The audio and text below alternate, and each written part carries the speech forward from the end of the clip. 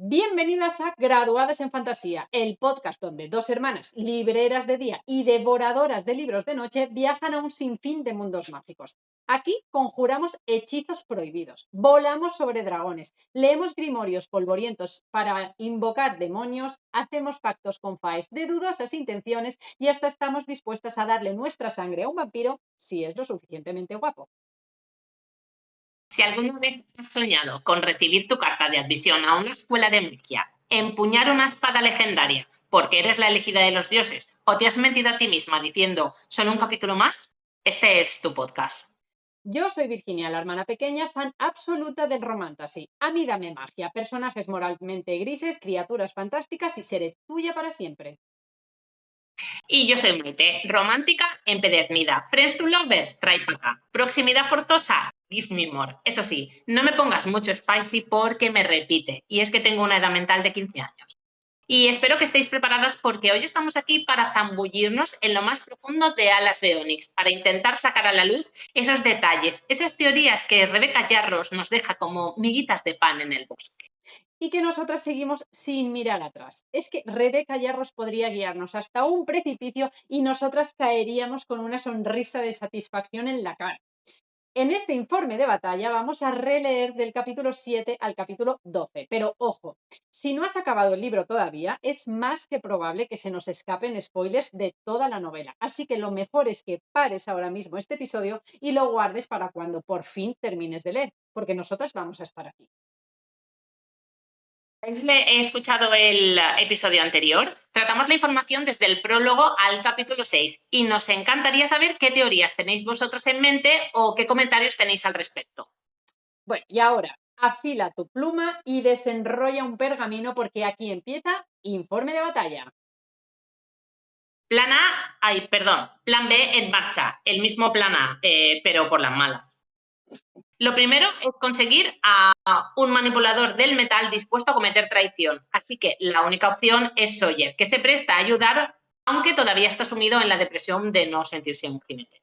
Llegan a la sala con la piedra protectora. Mira y Brennan están esperándolos porque conocen a Violet demasiado bien y sabían que iban a intentar algo. Sawyer empieza a modificar la primera runa. Maren, la piloto, intenta usar magia, pero no puede. Así que vamos a por la siguiente runa. ¿En serio no les preocupa ni un poquito la runa que acaban de inutilizar? A la segunda, funciona. Ahora solo tienen que volver a sus habitaciones y esperar que los juzguen por traición. O quizá no. El coronel Aetos irrumpe en pleno informe de batalla para llevarse a Violet ante el Senario, para acusarla de traición. Se nota que le tiene un poquito de tirria, pero esto le va a salir mal porque Violet y los suyos llevaron a cabo el plan B ayer por la noche y esta mañana todos, absolutamente todos los miembros del Senario firmaron el perdón para los jinetes aretianos que se rebelaron en el anterior libro. Pero bueno, ouch, papaetos, eso tiene que doler. Entonces aparece la reina de Coromiel, Maraya, que cuando se entera de lo que Violet ha hecho por sus pilotos, pone a su entera disposición su nada desdeñable biblioteca, donde Violet espera encontrar más información sobre cómo derrotaron a los Benin hace 600 años y cómo curarlos. Ah, Papá Etos aún no se da por vencido y como nuevo comandante en jefe de Basgia, no puede permitirse matar a Violet. Ya sabéis, porque tiene a uno de los dragones más letales, tiene al único hírido conocido, por no hablar del vínculo con Jade. Pero puede convertir la vida de sus amigos en un infierno, empezando ahora. Misión de 2 días en el puesto avanzado de Samarra en plena guerra contra los Benin. Pues nuestro querido pelotón llega al puesto de Samara y por suerte la batalla contra los Benin acabó el día anterior y la línea de enfrente está tras la siguiente cordillera, así que en principio están a salvo. Además, el teniente Dregensi, que no es nada partidario de enviar cadetes al frente, así que les dice que pueden dormir un poco y que luego ayuden en lo que puedan. Eso sí, que vigilen las espaldas porque la mayoría de esos jinetes apostados allí no ven con buenos ojos la alianza con Poromiel. Ya sabéis, por eso de que llevan siglos matándose los unos a los otros. Violet y el resto se dirigen a la habitación que tuvo Shaden cuando estuvo destacado allí porque mira por dónde la protección que activó, la que solo permite que gente que no sean él o Violet entren si no están cogidos de la mano, sigue intacta. Y ahora sí, el sello de Violet se manifiesta por primera vez aquí. En la pesadilla, Violet está buscando algo desesperadamente en un arcón mientras todo a su alrededor arde en llamas. Aparece Kat, que trata por todos los medios de cogerla y huir, pero Violet solo cede cuando encuentra el retrato de su familia. Cuando despierta, sigue a salvo en la habitación de Xaden en Samara y achaca la pesadilla a todo el estrés vivido en los últimos meses. Entonces les llega la noticia del ataque a Novasal, donde está la familia de Maren, y no se lo piensa demasiado antes de decidir volar hasta allí y ayudar a tantos civiles como sea posible. Volamos al capítulo 10.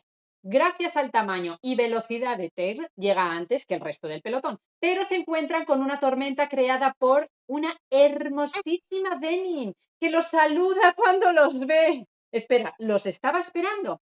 Eso significa que es una trampa, pero no hay tiempo que pensar porque 1, 2, 3, 4 Benin se van acercando a Taylor. Bueno, Benin no, Givernos. Se van acercando a Tem y con Violet y su conducto van acabando con ellos. Entonces aparece un dragón marrón que es Outron y Violet respira aliviada porque significa que los demás han llegado. Pero entonces el dragón levanta su cola de escorpión y espera. El dragón de Rido no tiene la cola de escorpión. El único dragón marrón con cola de escorpión es de Garrick. Antes de que Violet pueda procesar la información, un tornado los envuelve y en su intento por escapar, Tyr choca contra la ladera de la montaña y entonces pierde la conexión mental. Por un momento, Violet y nosotros piensa que este es su final, que Ten acaba de morir y que a Violet le quedan unos pocos minutos de vida. Le pide a Andarna que elija vivir mientras cuenta los segundos para exhalar su último suspiro, porque si Ten muere, Violet muere. Pero el hilo del vínculo está ahí. Es algo tenue, pero está ahí, lo que significa que Ten sigue vivo. Gracias, dioses. Vale, volvamos a Garrick. No sabemos cómo ha llegado hasta allí, pero ayuda a Violet a bajar de Ten, que sigue inconsciente, y le coloca la rótula dislocada. No quiero ni imaginar lo que debe de doler eso. Violet le pregunta a Garrick cómo es posible que esté ahí cuando en teoría estaba con Shading a 8 horas de distancia. Y por muy rápido que vuele Crash, vale, un rayo los interrumpe, pero no ha sido Violet, sino la Benin, porque resulta que los Benin tienen sellos y han tenido años para entrenarlos. Y a juzgar por las venas rojas de sus ojos y la tez pálida, Theophany, pues ese es su nombre, es una sabia o incluso una Maven. Y esta Maven en concreto sabe muchas cosas sobre Violet, pero la pregunta que le hace es, ¿cuál de los dos dragones te eligió primero? ¿El que te regaló el poder del cielo o la Írida? Y por fin tenemos un nombre para la séptima especie. Aquí Virginia nos peta la cabeza. No solo por todo lo que sabe la Benin Theophany sobre Violet, sino porque quiere convertirla en su discípula. Entonces Teir despierta y es la señal de Theophany para coger un viverno y salir disparada. Violet se vuelve hacia Garrick y cito, te ha llamado caminante. Ding, ding, ding. Confirmamos que Garrick tiene un segundo sello y es uno muy poderoso, que no se había visto en siglos. Pero si queremos que siga siendo un secreto, será mejor que se marche ya o el resto se enterará. Venga, volvamos a Basgiat, que Brennan tiene una rótula que reparar, pero quien está esperando la llegada de Violet es Xaden, visiblemente enfadado y con el vínculo cerrado. ¿Problemas en el paraíso? Bueno, Brennan la prepara, tiene una conversación tensa con Papá Ethos que llega al límite de irritación al que me hacía llegar, o sea, seguir con Dolores Umbridge de Harry Potter, y cuando las aguas se calman, Xaden solo tiene que susurrar la palabra fuera para que todos salgan cagando leches de la habitación. Violet empieza a defenderse, pero antes de acabar, Xaden le estampa un beso en la boca. Virginia, ¿sacamos a Tito Picantito? Lo tengo aquí, pero a ver, yo diría que sí, porque se tocan, se besan, se quieren más y más, pero antes de que nos demos cuenta, Xaden se separa y pone un kilómetro de distancia entre ambos, así que de momento dejamos a Tito. Porque Xaden admite que Violet es la única persona del mundo que tiene la capacidad de privarme de todo mi control y la única persona con la que no concibo perder ese control. Violet está decidida a encontrar una cura para Xaden, pero de momento van a establecer un acuerdo. Un besito, nada de manos y siempre vestidos para que la cosa no se descontrole. Buena suerte a los dos con el tema del celibato. Pero bueno, mejor cambiamos de tema para enfriar el ambiente, ¿no? Hablemos de segundos sellos. Ahora Violet sabe que tanto Xaden como Garrick tienen 2 sellos y admite que también creyó que Liam lo tenía. Y efectivamente, confirmamos que Liam tenía un segundo sello también secreto, lo que nos plantea una cuestión. ¿Están los dragones preparando su propio ejército para combatir a los Venom? Ahí lo dejo. Pero bueno, pasan los días y Violet recibe una carta de Shaden, porque es verdad que han puesto 1 kilómetro o más de separación, pero no nos pongamos románticas porque la carta no trae noticias buenas. En resumen, en un ataque, Shaden ha vuelto a canalizar y ha tenido que quedarse encerrado en su habitación a la espera de que sus ojos recuperen el color habitual. Y ya van 3 veces si contamos la vez del cabecero de la cama. Pero como Violet sigue decidida a encontrar una cura, se dirige con Imogen a la única fuente de información a su alcance, el puto Jack Barlow. Vale, ahora que ya hemos resumido por encima los capítulos del 7 al 12, vamos a entrar en materia. Estamos en pleno plan B, con nocturnidad y alevosía, porque el único requisito de la reina Maraya, Carey para mí, de Poromiel en las negociaciones es que sus pilotos puedan manipular dentro de las protecciones de Navarre, algo que una de las runas de la piedra protectora está impidiendo. Claro, recordad que en Aretia los pilotos sí podían manipular, porque al no tener el aliento de los 7 dragones, Andarna no participó en esa activación, no funciona del todo bien. Pero además, si no recuerdo mal, no tiene tantas runas, la piedra de Aretia no tiene tantas runas grabadas como la de Bastia. Así que, aunque la piedra de Aretia funcionara perfectamente, es posible que no tenga la runa que frena a los pilotos a la hora de manipular la magia. Y si esto se confirma en algún momento, me lleva a pensar que Tyrrendor y Poromiel tienen mucha más historia de la que nos han hecho pensar durante estos 400 años. Y no me refiero a la guerra. De hecho, si prestamos atención al epígrafe del capítulo 7, parece que es así y que Violet también lo tiene en mente. Cito, el diario de Lyra de Moraine, una de los 6 primeros, ¿eh? Si me someten a un consejo de guerra por ayudar a Braxton a defender a su pueblo, bienvenido sea. Todos aquellos que canalizan el poder tanto de dragones como de grifos deberían prosperar al amparo de las protecciones. Y ahora Aretia será ese refugio si alguno de los otros llegara a volver. A mí me parece que efectivamente la piedra de Aretia no tiene la runa que impide a los pilotos manipular la magia. Así que los pilotos estarían a salvo y serían capaces de usar su magia. Se nota que Lyra es como la Violet del grupo, ¿no? La rebelde. ¿Y por qué Violet se arriesgaría a trastear con las protecciones de Navarre? Pues no es solo bondad de su corazón, sino porque tiene un acuerdo, aparte del acuerdo con Tecarus, ya sabéis, el conde del tío de Kat y Siren, y es que si consigue anular esa runa en concreto, permitirá que Violet pueda consultar su extensa biblioteca. ¿Y qué es lo que Violet quiere más que nada en este momento? Pues encontrar una cura para Shaden y tiene la esperanza de encontrarla en esos libros. Vale. Violet es una buena Hermione, ¿eh? O sea, has dicho antes Dolores Umbridge y ahora Violet me recuerda mucho a Hermione. Me acuerdo del momento en que la profesora es Sibyl, la profesora de adivinación de Hogwarts, le dice a Hermione, esos libros a los que tan desesperadamente te aferras. Pues Violet igual. Y es que es exactamente así, porque cuando encuentra las investigaciones de Papá Sorrengale más adelante, está desesperadita por leerlos enteros. Poner en marcha el plan B, necesitan por lo menos a 2 personas, a un manipulador de metal por un lado y a un piloto que pruebe si efectivamente han desactivado la runa que toca. La elegida de los pilotos es bien. Yo creo que es porque es la más simpática de las pilotos. ¿Te imaginas, Virginia, que van a buscar a Kat? Wow, es que yo creo que intentan ir de madrugada a por Kat y ella les da una paliza antes de que puedan decir ni media palabra. Maren, sin duda alguna, es la opción simpática y amigable, y queda demostradísimo, porque Maren acepta sin hacer preguntas. Es más, ella piensa que van a hacerle una novatada o algo así, y aún así se presta. O sea, alucino con ella. La cuestión es que cuanto menos sepa la gente el plan B, mejor. Y entre esas personas que no saben nada está Shaden. Y aquí le doy un mini punto a Shaden por su prudencia. No sabemos cómo funciona el vínculo de los Asim, que son los discípulos de los Benin, con sus sabios o sus mavenas. Así que mejor que Shaden no sepa nada para que no pueda filtrar nada, consciente o inconscientemente. Claro, cuantas menos personas lo sepan, menos gente será acusada de traición. Pero es aún más importante que ningún piloto sepa nada, porque si unos jinetes trastean con la piedra, pues sería considerado como una traición. o como una traición. Pero si pillan a un piloto trasteando con la piedra, sería como un acto de guerra y entonces las negociaciones se irían a la mierda. Así que, Mare, bonita, te necesitamos en el plan B, pero mejor que no sepas nada para que puedas beneficiarte de la negación plausible. Lo bueno es que Mariana está rodeada de compañeros de su pelotón en los que confía plenamente, así que de momento no hace preguntas, pero sabe que no están tratando, o sea, lo que hacen no es nada bueno.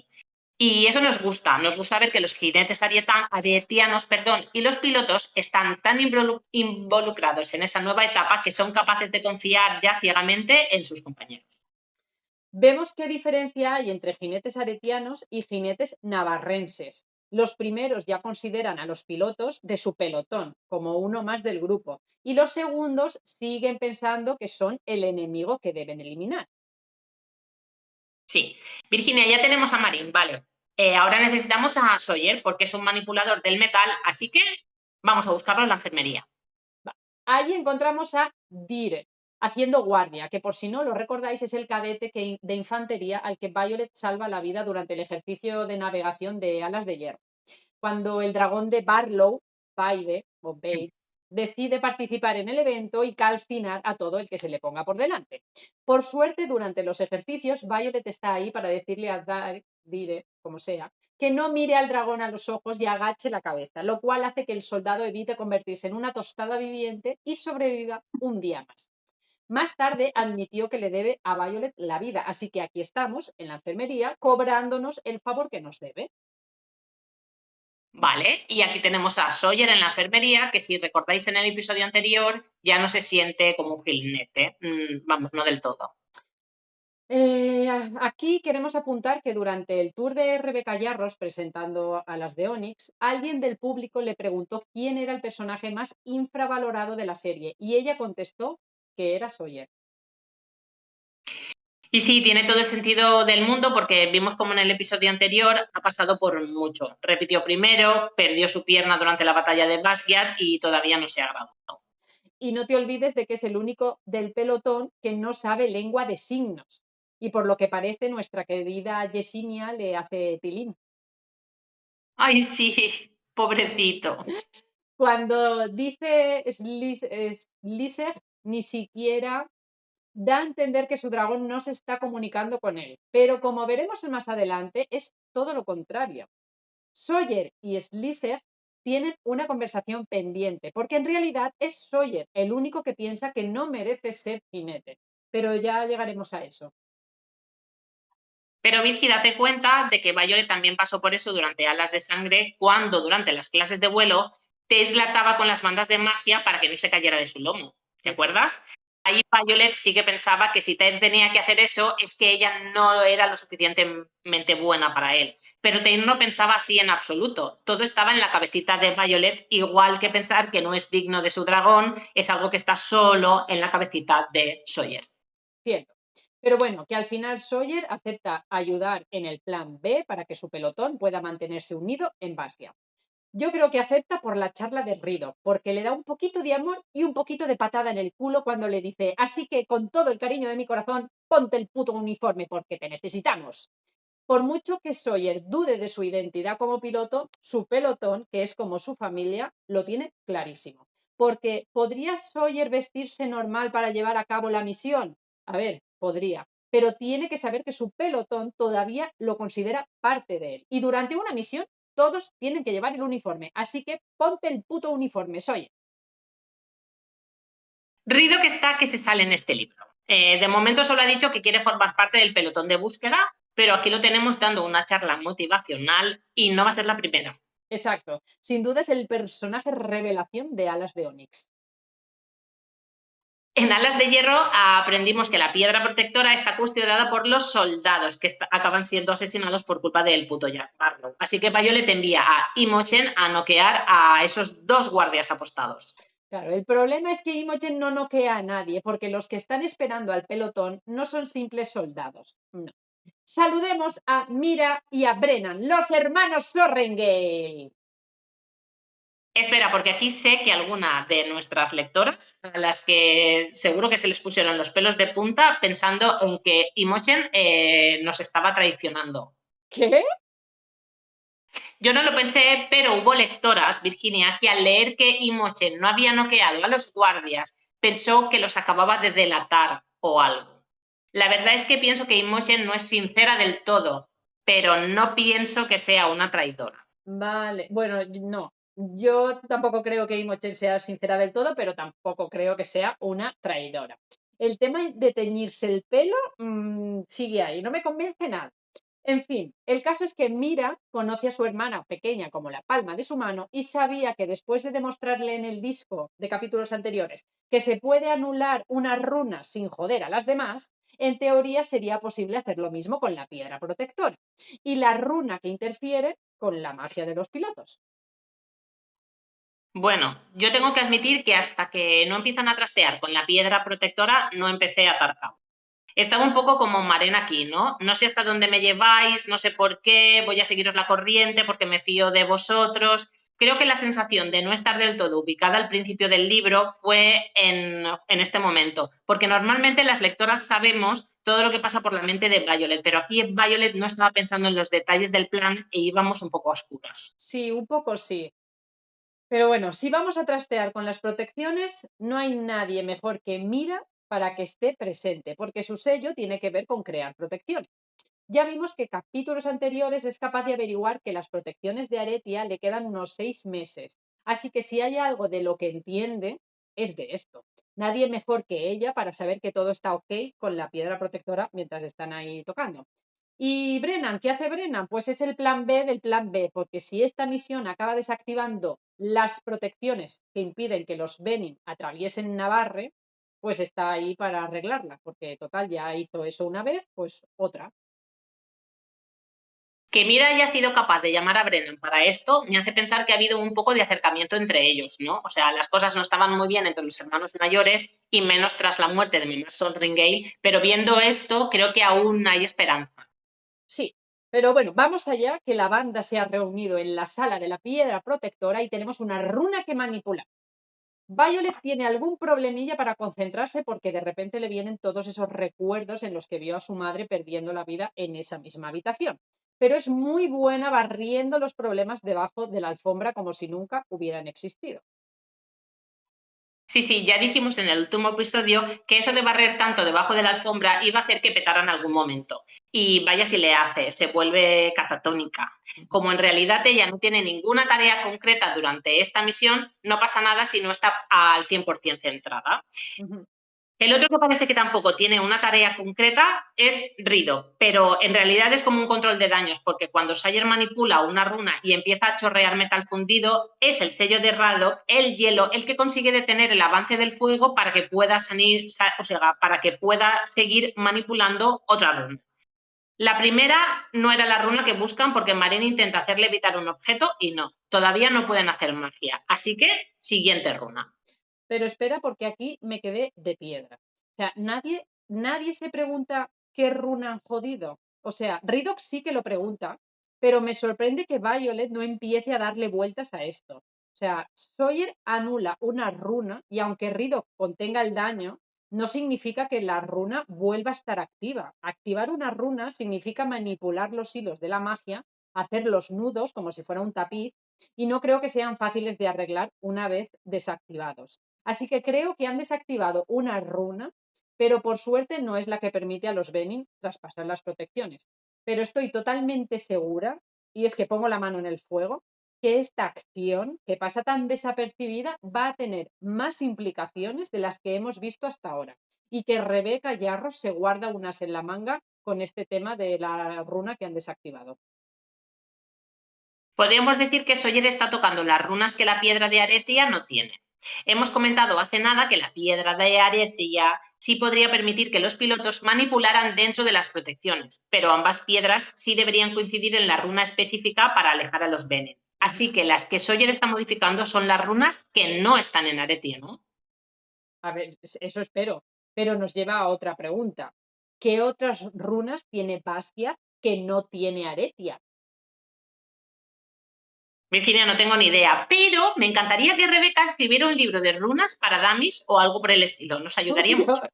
Toma, toma todo mi dinero, Rebeca Yarros, lo compro.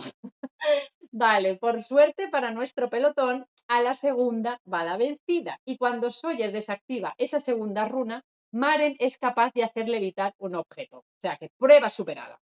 Vale, y ahora que el plan B ha sido un éxito, quiero comentar algo que me vino a la mente durante este capítulo. Y es que cuando Violet está hablando con Mira, me di cuenta de una cosa.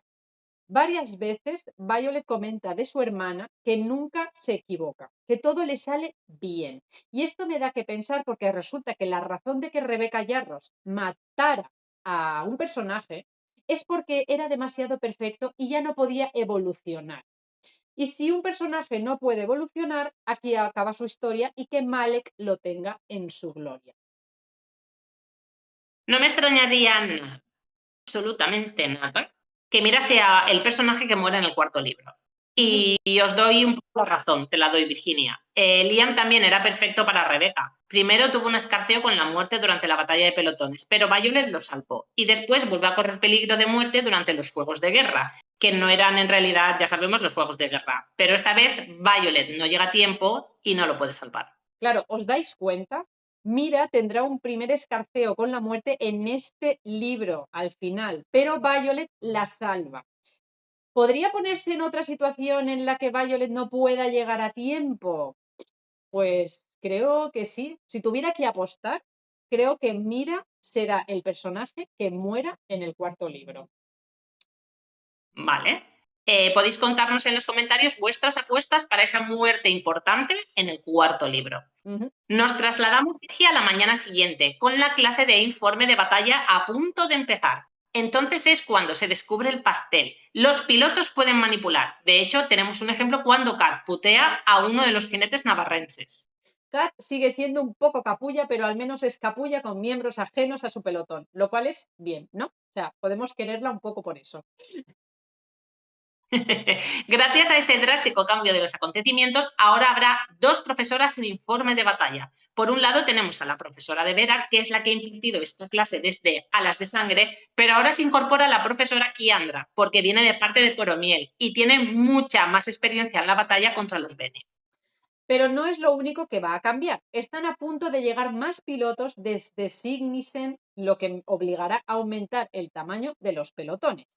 El ala 3 y el ala 4 ya están cubiertos porque son las alas que se marcharon a Aretia y que se fusionaron con los pilotos en alas de hierro. Así que es el resto de alas las que recibirá a los nuevos pilotos con los brazos abiertos.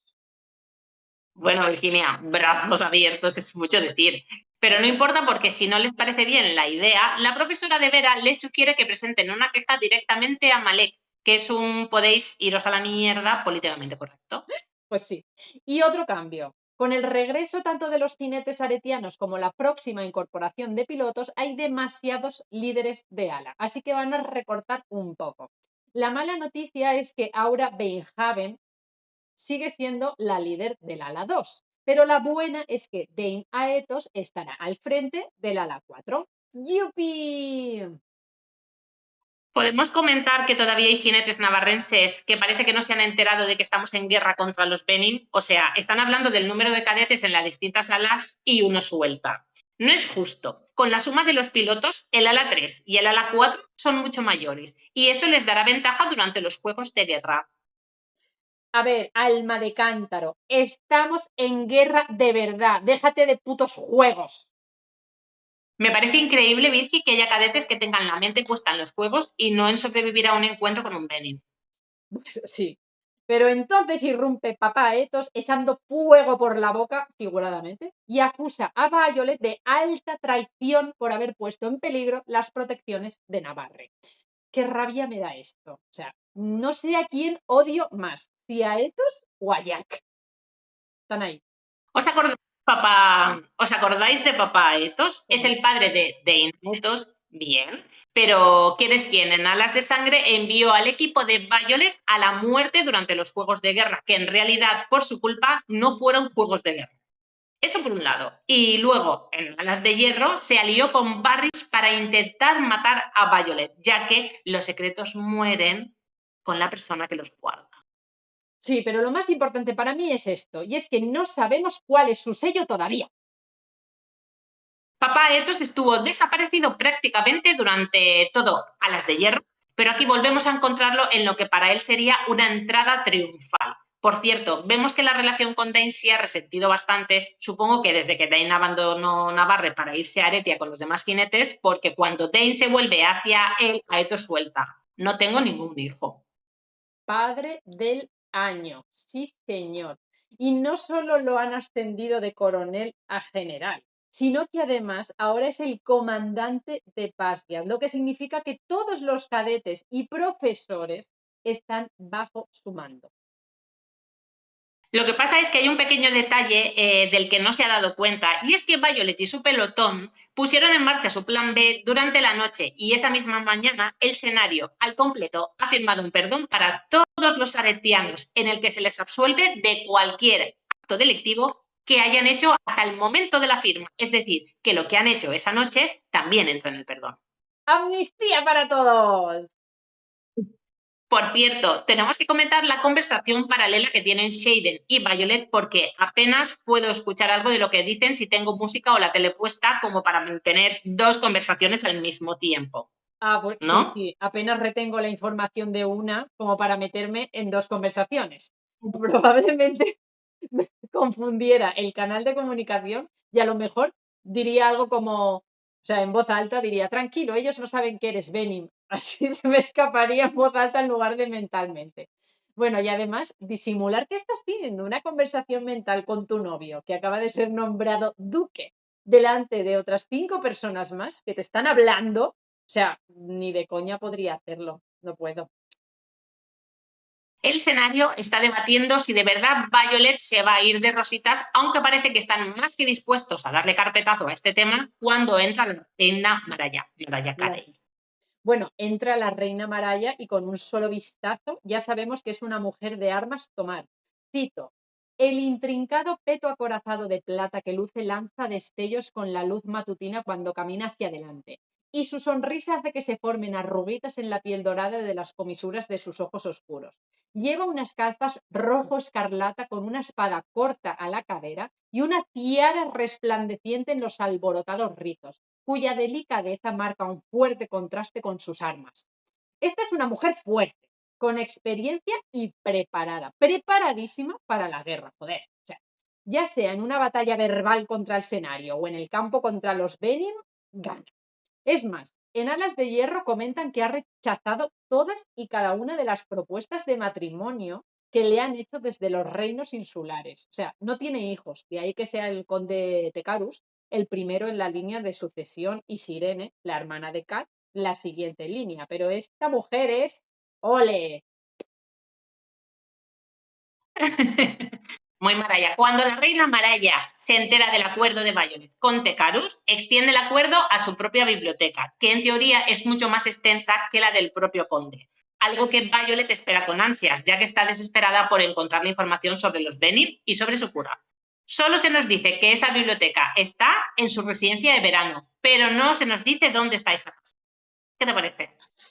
Que creo, bueno, que espero que esa residencia esté en los reinos insulares, porque viendo cómo Poromiel va perdiendo terreno en la batalla contra los Benin, si la biblioteca está en uno de esos sitios que ya han drenado, estamos jodidas. Y dudo mucho que estemos tan jodidas, así que apuesto porque la biblioteca esté en alguna isla de los reinos insulares. Sí. Es más, si de verdad su residencia de verano está en los reinos insulares, la reina Maraya sabe mucho, muchísimo más de lo que podríamos imaginar. Buen punto ahí, Virgi. Dicho esto, damos el plan B y el tema de la traición zanjados. Violet y los suyos están a salvo por un día más. Además, Violet se ha dado cuenta de algo, y es que no importa la locura que lleve a cabo, porque ella es una de las jinetes más poderosas del momento. Y no solo cuenta con uno de los dragones más imponentes del siglo, sino que cuenta con una dragona única. Y por si eso fuera poco, su dragón está vinculado a otra dragona que tiene a otro poderoso jinete. Y Navarre no puede permitirse perder a ninguno de esos dos. Violet lo sabe, el escenario lo sabe, Papá Etos lo sabe, todos lo saben, pero Papá Etos aún no ha acabado con ella. Porque sí, Violet se ha ido de rositas con el tema de la traición, pero ¿os acordáis de que ahora Aetos es el nuevo comandante de Basquiat? Yo sí que me acuerdo. Eso significa que Violet está a merced de ese energúmeno. Y aunque él sabe que no le puede tocar ni un pelo a Violet por el tema de sus dragones o de Shaden, sí puede putear a su pelotón, empezando ya mismo. Bueno, antes de que Papá Etos nos haga una demostración de lo que significa ser un auténtico abuso de autoridad y alcanzar un nuevo nivel de hijo puté, Brennan se pone delante de Violet y al nuevo comandante se le pone la cara blanca. Cito, tú, Aetos recula. Durante todo este tiempo. No sabemos lo que va a decir a continuación, pero aquí las alarmas de las teorías han saltado. Puede que, como cualquier otra persona normal, se sorprenda de ver a alguien que supuestamente estaba muerto y ahora vivito y coleando. O puede que... A ver, las malas lenguas dicen que no sabemos con certeza que fue Fenrir, el padre de Shaden, quien realmente disparó a Brennan con una flecha y lo mató, o casi lo mató. Eso tampoco lo sabemos. Y ponen sobre la mesa el nombre de Papa Aetos. Y la neurona me acaba de petar, porque, a ver, nunca lo hemos dicho aquí, pero yo leí una teoría sobre el sello de Papa Aetos que sería cambiar de aspecto. Y ahora mismo acabo de conectar que a lo mejor se hizo pasar por Fenrir para matar a Brennan. O sea, es una teoría que hay que investigar, ¿eh? Pero también, por eso no la hemos nombrado, porque no nos hemos puesto a investigarla. Vale, independientemente de eso, tiene sentido que no fuera el padre de Shaden el asesino de Brennan, dado lo bien que se llevan estos dos ahora, ¿no? Claro, pero la escena Puede es ser. tan corta, ahí Papá Etos con Brennan, que apenas podemos seguir teorizando. Lo único que podemos añadir es que después de esta escena, Brennan vuelve a adoptar el apellido de su madre. Recordad que Violet lo encuentra en Aretia, cuando lo encuentra, él se ha cambiado su apellido por Asereh, que si cogemos un diccionario gaélico significa renacido. Pero la siguiente vez que lo vemos, su parche muestra el apellido Sorrengate. Y esta gente que teoriza sugiere que quizá el motivo del cambio de nombre fue porque quería pasar desapercibido para su asesino, es decir, Papá Aetos, y ahora que su supuesto asesino sabe que sigue vivo, pues ya puedes volver a ser un Sorrengate. Sí. Y pensamos en la frase favorita de Papá Etos, los secretos mueren con la persona que los guarda. ¿Podría Brennan, haber descubierto un secreto sobre Aetos y que lo hubiera eliminado por ello? Es lo mismo que quiso hacer con Violet durante Alas de Hierro. Así que más o menos tiene sentido. Sí, sí, tiene sentido. Pero bueno, de momento dejamos esto sobre la mesa y seguimos. Que Papá Eto sea el nuevo comandante de Basquiat es una nueva puñalada para Violet porque no solo es la persona que intentó matarla, no, es la persona que va a sustituir a su madre muerta. Y vale, no era la madre del año, pero jope, Aetos tampoco está muy bien de la cabeza si quiere vengarse de uno de los simples cadetes, o sea, enviándolos al frente, ¿no? No dice nada bueno sobre ti de tu nuevo puesto, no Pues no. sé. Así que volamos hacia Samara sin pararnos ni un segundo porque tienen que estar en ese puesto de avanzada al día siguiente por la mañana, en un trayecto de nada menos que 20 horas. Si quieren que los grifos que no vuelen que los grifos no son tan rápidos ni vuelan tantas horas seguidas como los dragones, o sea que tienen que descansar. Pero como dice Papá Etos, supongo que será mejor que salgáis cuanto antes. Confío en que volváis sanos y salvos. Abuso de poder 100%. No sé quién lo ha puesto en ese puesto, pero debería hacérselo mirar. Pues guapa, el que lo ha puesto en ese puesto es el mismísimo rey Tauri. Y aunque tenemos poca información sobre el monarca, no me parece que tenga muchas luces. Pues eso. Llegamos a Samara y por suerte el coronel de Grenzy no es tan duro de mollera ni tan jodidamente vengativo como Aetos y los manda a descansar, porque por suerte la batalla ahí acabó por la noche y ahora el frente está a unos picos de distancia. Así que de momento están a salvo. Me. Si os suena el nombre de De Grenzy, no os extrañéis, porque en Alas de Hierro tenemos una misiva recuperada entre este coronel y el general Melgren, y vais a flipar cuando la lea. Cito.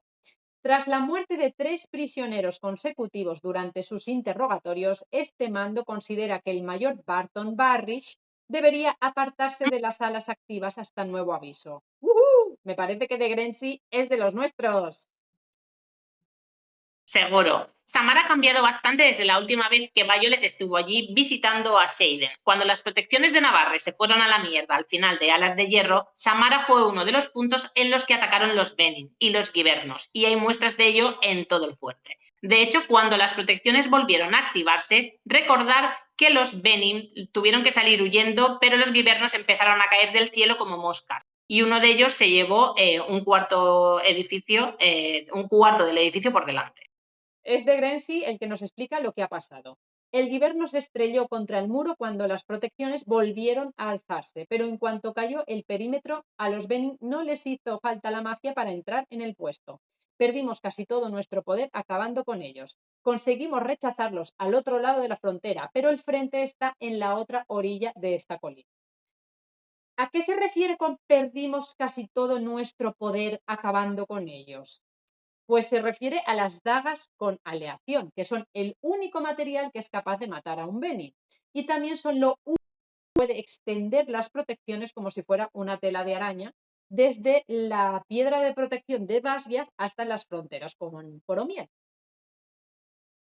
Así que, aunque han conseguido mover la línea de frente hacia atrás, ahí la batalla sigue. Por un lado, de Grenzy ha ayudado a matar a los Venin, aunque estuvieran fuera de las protecciones, pero tiene órdenes estrictas de no permitir el paso de civiles poromelienses a tierras navarrenses. ¿Órdenes de quién?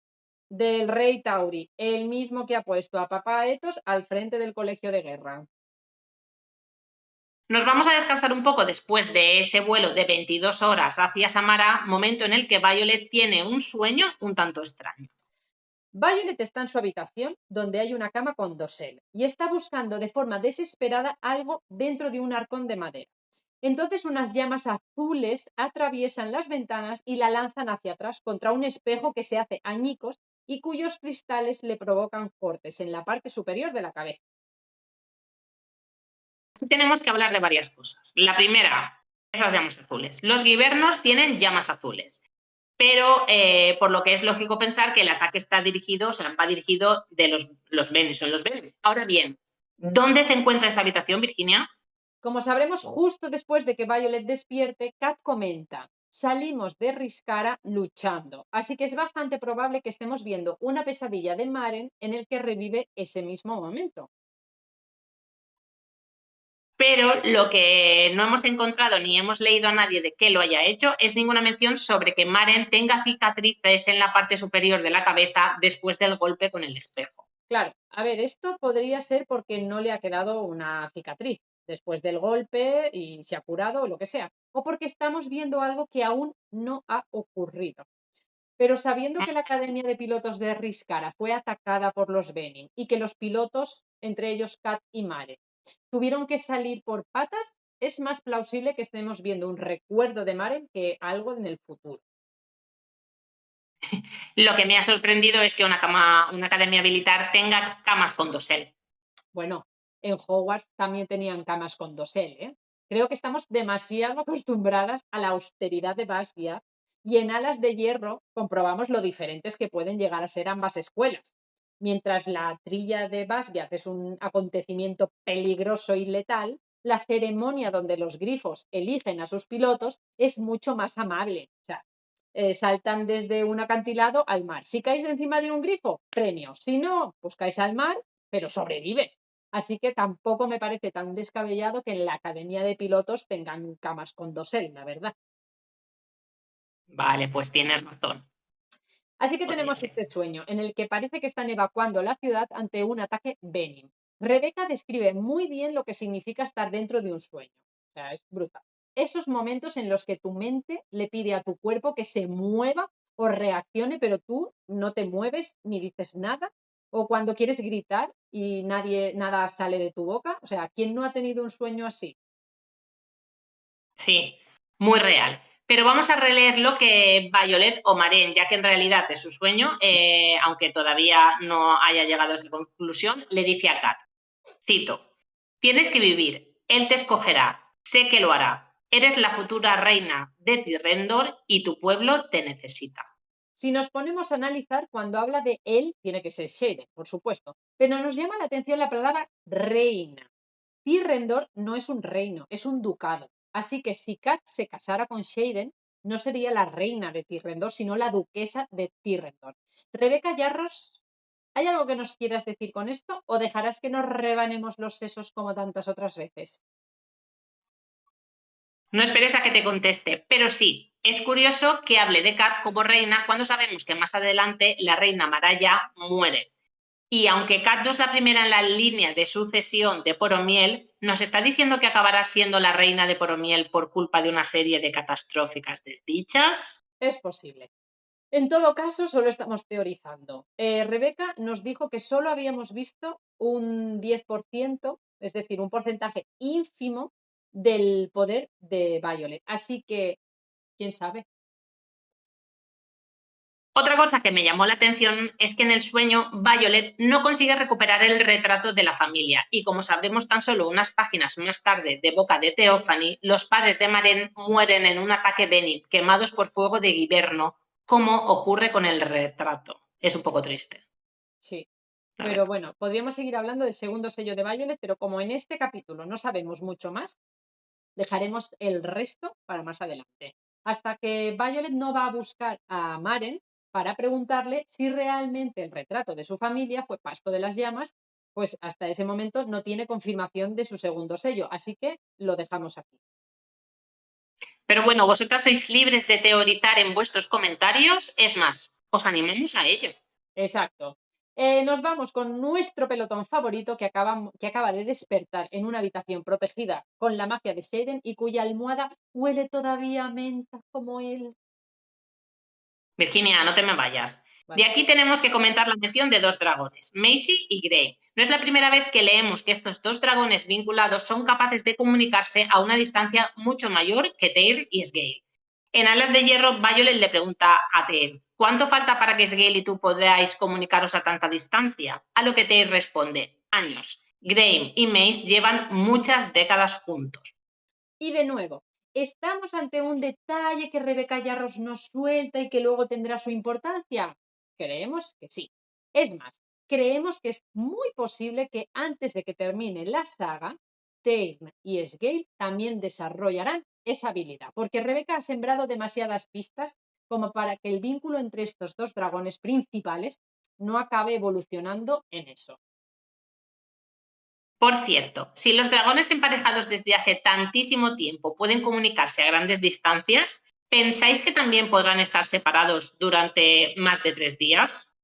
Aunque no estén cerca, siguen conectados a través de ese canal de comunicación. O sea, ¿no? Pensamos que sí. Sí. Pero hay algo más. ¿Podría esto no aplicarse exclusivamente a los dragones? ¿Podrían Shaden y Violet, al estar vinculados a través de sus dragones, comunicarse o al menos sentirse por muy lejos que estén? A ver, siempre hablamos de la fórmula del romantasy que está funcionando ahora con todas las novelas que salen. Y hay algo que Rebeca Yarros todavía no ha tocado, pero podría mostrar en los próximos libros. Y es lo que llamaríamos pareja predestinada. Lo hemos visto en otras novelas, como por ejemplo Acotar. El hecho de que tu historia de amor con alguien esté predestinada a través de un hilo, como Violet describe muchas veces el vínculo con sus dragones y con Shaden. ¿Me estás diciendo que Shaden y Violet podrían estar predestinados a ser pareja independientemente de sus dragones? Exactamente, eso estoy diciendo. Y no se trataría solo de un vínculo, digamos el vínculo que tienen por sus dragones, sino un vínculo de alma con alma. Y esto tiene todo el sentido porque los Venim, cada vez que canalizan, pierden parte de su alma. Ya llegaremos más adelante a esta teoría, pero sí, parece ser que aparte del tema de los dioses, que sí que tienen importancia y que pensábamos que no, el tema de las almas también va a tener fuerza en esta historia. Pero volvamos a Samara, donde nuestro pelotón descubre que Nova Sala está siendo evacuada porque en menos de una hora se espera un ataque bélico. Maren planta las orejas porque resulta que Nova Sala es donde su familia se marchó huyendo de los Benin que atacaron Zolia. Violet acaba de despertar de una pesadilla, pero más tarde sabremos que en realidad era la pesadilla de Maren. Es decir, se despierta de una pesadilla en la que su foto de su familia arde y ella no puede hacer nada y resulta que la realidad es peor. Y aunque de Grenzy no les ha dado permiso para volar hasta Nova Sala, lo cierto es que sí les ha dicho descansad un poco y después echad una mano donde podáis. Así que nuestro pelotón decide hacer una votación para saber si están todos de acuerdo en volar a Nova Sala, sacar a la familia de Maren y salvar a tantos civiles como puedan antes de largarse de allí. ¿Votos a favor? Perfecto. A Nova Sala. Cuando Violet está volando hacia allí, una vez que sale de las protecciones, cito: el poder me corre por las venas, fluyendo y volviendo a fluir con cada latido de mi corazón. Casi se me había olvidado la intensidad con la que se siente la magia cuando estás fuera de las protecciones, lo accesible que es. El poder de Tyr parece infinito, más profundo que los océanos que nunca he cruzado, más ancho que el vasto cielo. Justo por eso es un peligro que Shaden esté fuera de las protecciones, porque aunque estando dentro también puede canalizar, estar fuera de las protecciones se lo pone mucho, muchísimo más fácil. Y sabemos por Jack que la tentación, el hambre por tomar ese poder es muy fuerte, casi como una adicción. Salimos hacia Nova Sal y el primero en llegar es Ted, por supuesto, que saca una ventaja al resto del pelotón de 5 o 10 minutos. Eso en una batalla es muchísimo tiempo. De todas formas, los grifos de Andarna no volarán hasta el punto del ataque, sino que se quedarán a mitad de camino para echar una mano a los civiles que ya están huyendo por el camino que bordea el río. Ay, Andarna, ¿algún día aprenderá a quedarse donde le dicen? A ver, si me meto en su piel, escamas, lo que sea, la entiendo. Yo pensaría, soy un dragón, no voy a cobardarme, vengo a luchar, conseguí prender a un Benin yo solita. Pero por otro lado, tiene que darse cuenta de que todavía no es una dragona adulta, que además es única y tienen que protegerla porque es la única pista que tienen contra los Benin. Lo que quiero decir es que antes de que supiéramos que Andarna era la séptima especie, ya era un dragón muy preciado, pero es que ahora sabemos que además es valiosísima. Así que Andarna, por favor, obedece un poco. Sí. Volvemos con Violet, porque de repente, ¡ja! Un guiberno. Pero antes de que pueda abrir la boca, Violet lo fría con un rayo. Y entonces, dos guibernos. Y están demasiado cerca para que Violet use el conducto. Pero Ted se vale por sí solo. Consigue arrancarle media mandíbula al otro y gracias a la distancia que ha puesto entre él y los guibernos, Violet ahora sí puede freír al otro si te despeinas. Por cierto, Rebeca Yarros dijo que habíamos visto un 85% de este sello de Violet. Pero, ¿no crees que tendría que haberlo dominado un poquito mejor a estas alturas? Lo digo porque si pierde el conducto, Violet está jodida. O sea, antes de tener el conducto lanzaba un rayo, pero no podía saber a dónde iba a caer y era un peligro con patas. Pero después de este tiempo, no sé, como que tendría que haber practicado un poquito más, ¿no? Estamos en guerra, Violet. Pues sí, es probable. Digamos, no es probable que esos guibernos, o sea, no es nada probable que esos guibernos vengan solos. Así que Violet intenta localizar al dueño de esos monstruos y descubre a la Benny de cabello plateado saludándola con la mano cuando la ve. Cito, Virgi, creo que nos está esperando. Sí, amiga, esto tiene toda la pinta de ser una trampa y ha sido directa a ella. Sí, ahora bien, ¿cómo sabía Teophany dónde estaba Violet? Tenemos dos posibilidades. La primera es, cuando Venga. llegan a Samara, de Grenzy le pide a Violet que oculte a su dragón porque aunque la batalla gorda ha terminado, cito, sois armas formidables, pero también un blanco gigantesco. Es posible que el enemigo lo considere su oportunidad para lanzar un ataque masivo y eliminaros a ambos. Así que a lo mejor Teir no se ha ocultado bien y alguna patrulla Giverno los ha visto y ha dado parte. O bien, la segunda posibilidad es alguien de Basgiath que sabía a dónde se dirigían Violet y su pelotón ha filtrado la información a los Benin. ¿Podría ser Panchek? Podría, pero ¿podría ser Papaetos? También podría.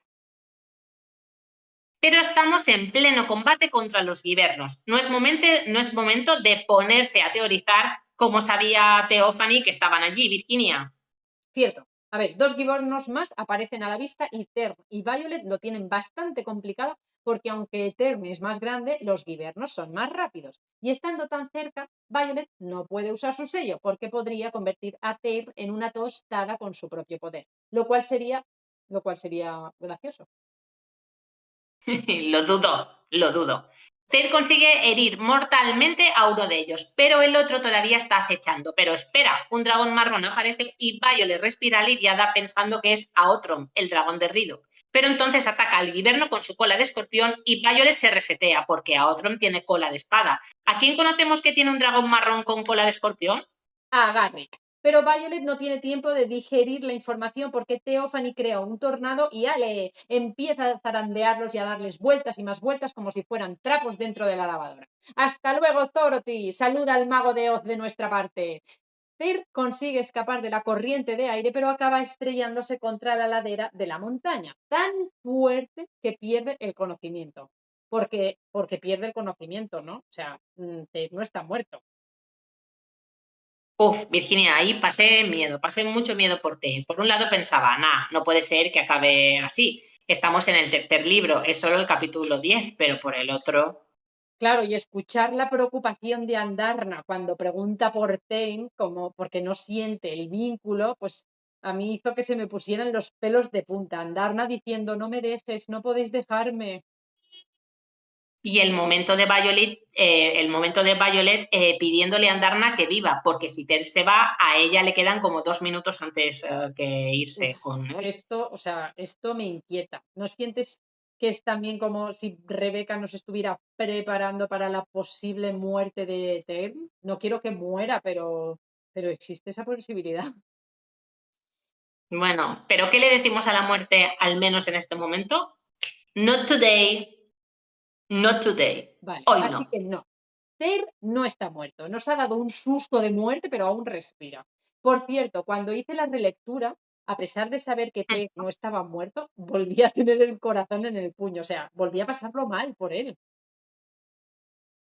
Entonces llega Garrick, el Salvador, porque la rodilla de Violet parece, no sé qué parece, la verdad. No me ha pasado nunca eso que se me salga la rótula y espero que no me pase nunca porque tiene una pinta de doler increíble. Sí, yo tampoco quiero saberlo. Garrick ayuda a Violet a bajar del inconsciente Ter y también le coloca la rótula en su sitio. Joder, es que me duele solo de pensarlo. Pero vamos a lo importante. ¿Qué leches hace Garrick ahí? Volvemos a sacar el tema de la comunicación a larga distancia entre Macy, que es una dragona apostada en Samara, y Grey, su pareja, que no sé si mencionan dónde está en ese momento. Lo más probable es que esté en ese mismo puesto que Garrick y Shaden a unas 8 horas de vuelo de Samara. La cuestión es que Mace ve que Tairn y el resto del pelotón están volando hacia el peligro y avisa a su pareja. Y entonces, como una cadena de ladridos de 101 dálmatas, versión dragón, el mensaje llega hasta el dragón de Crab.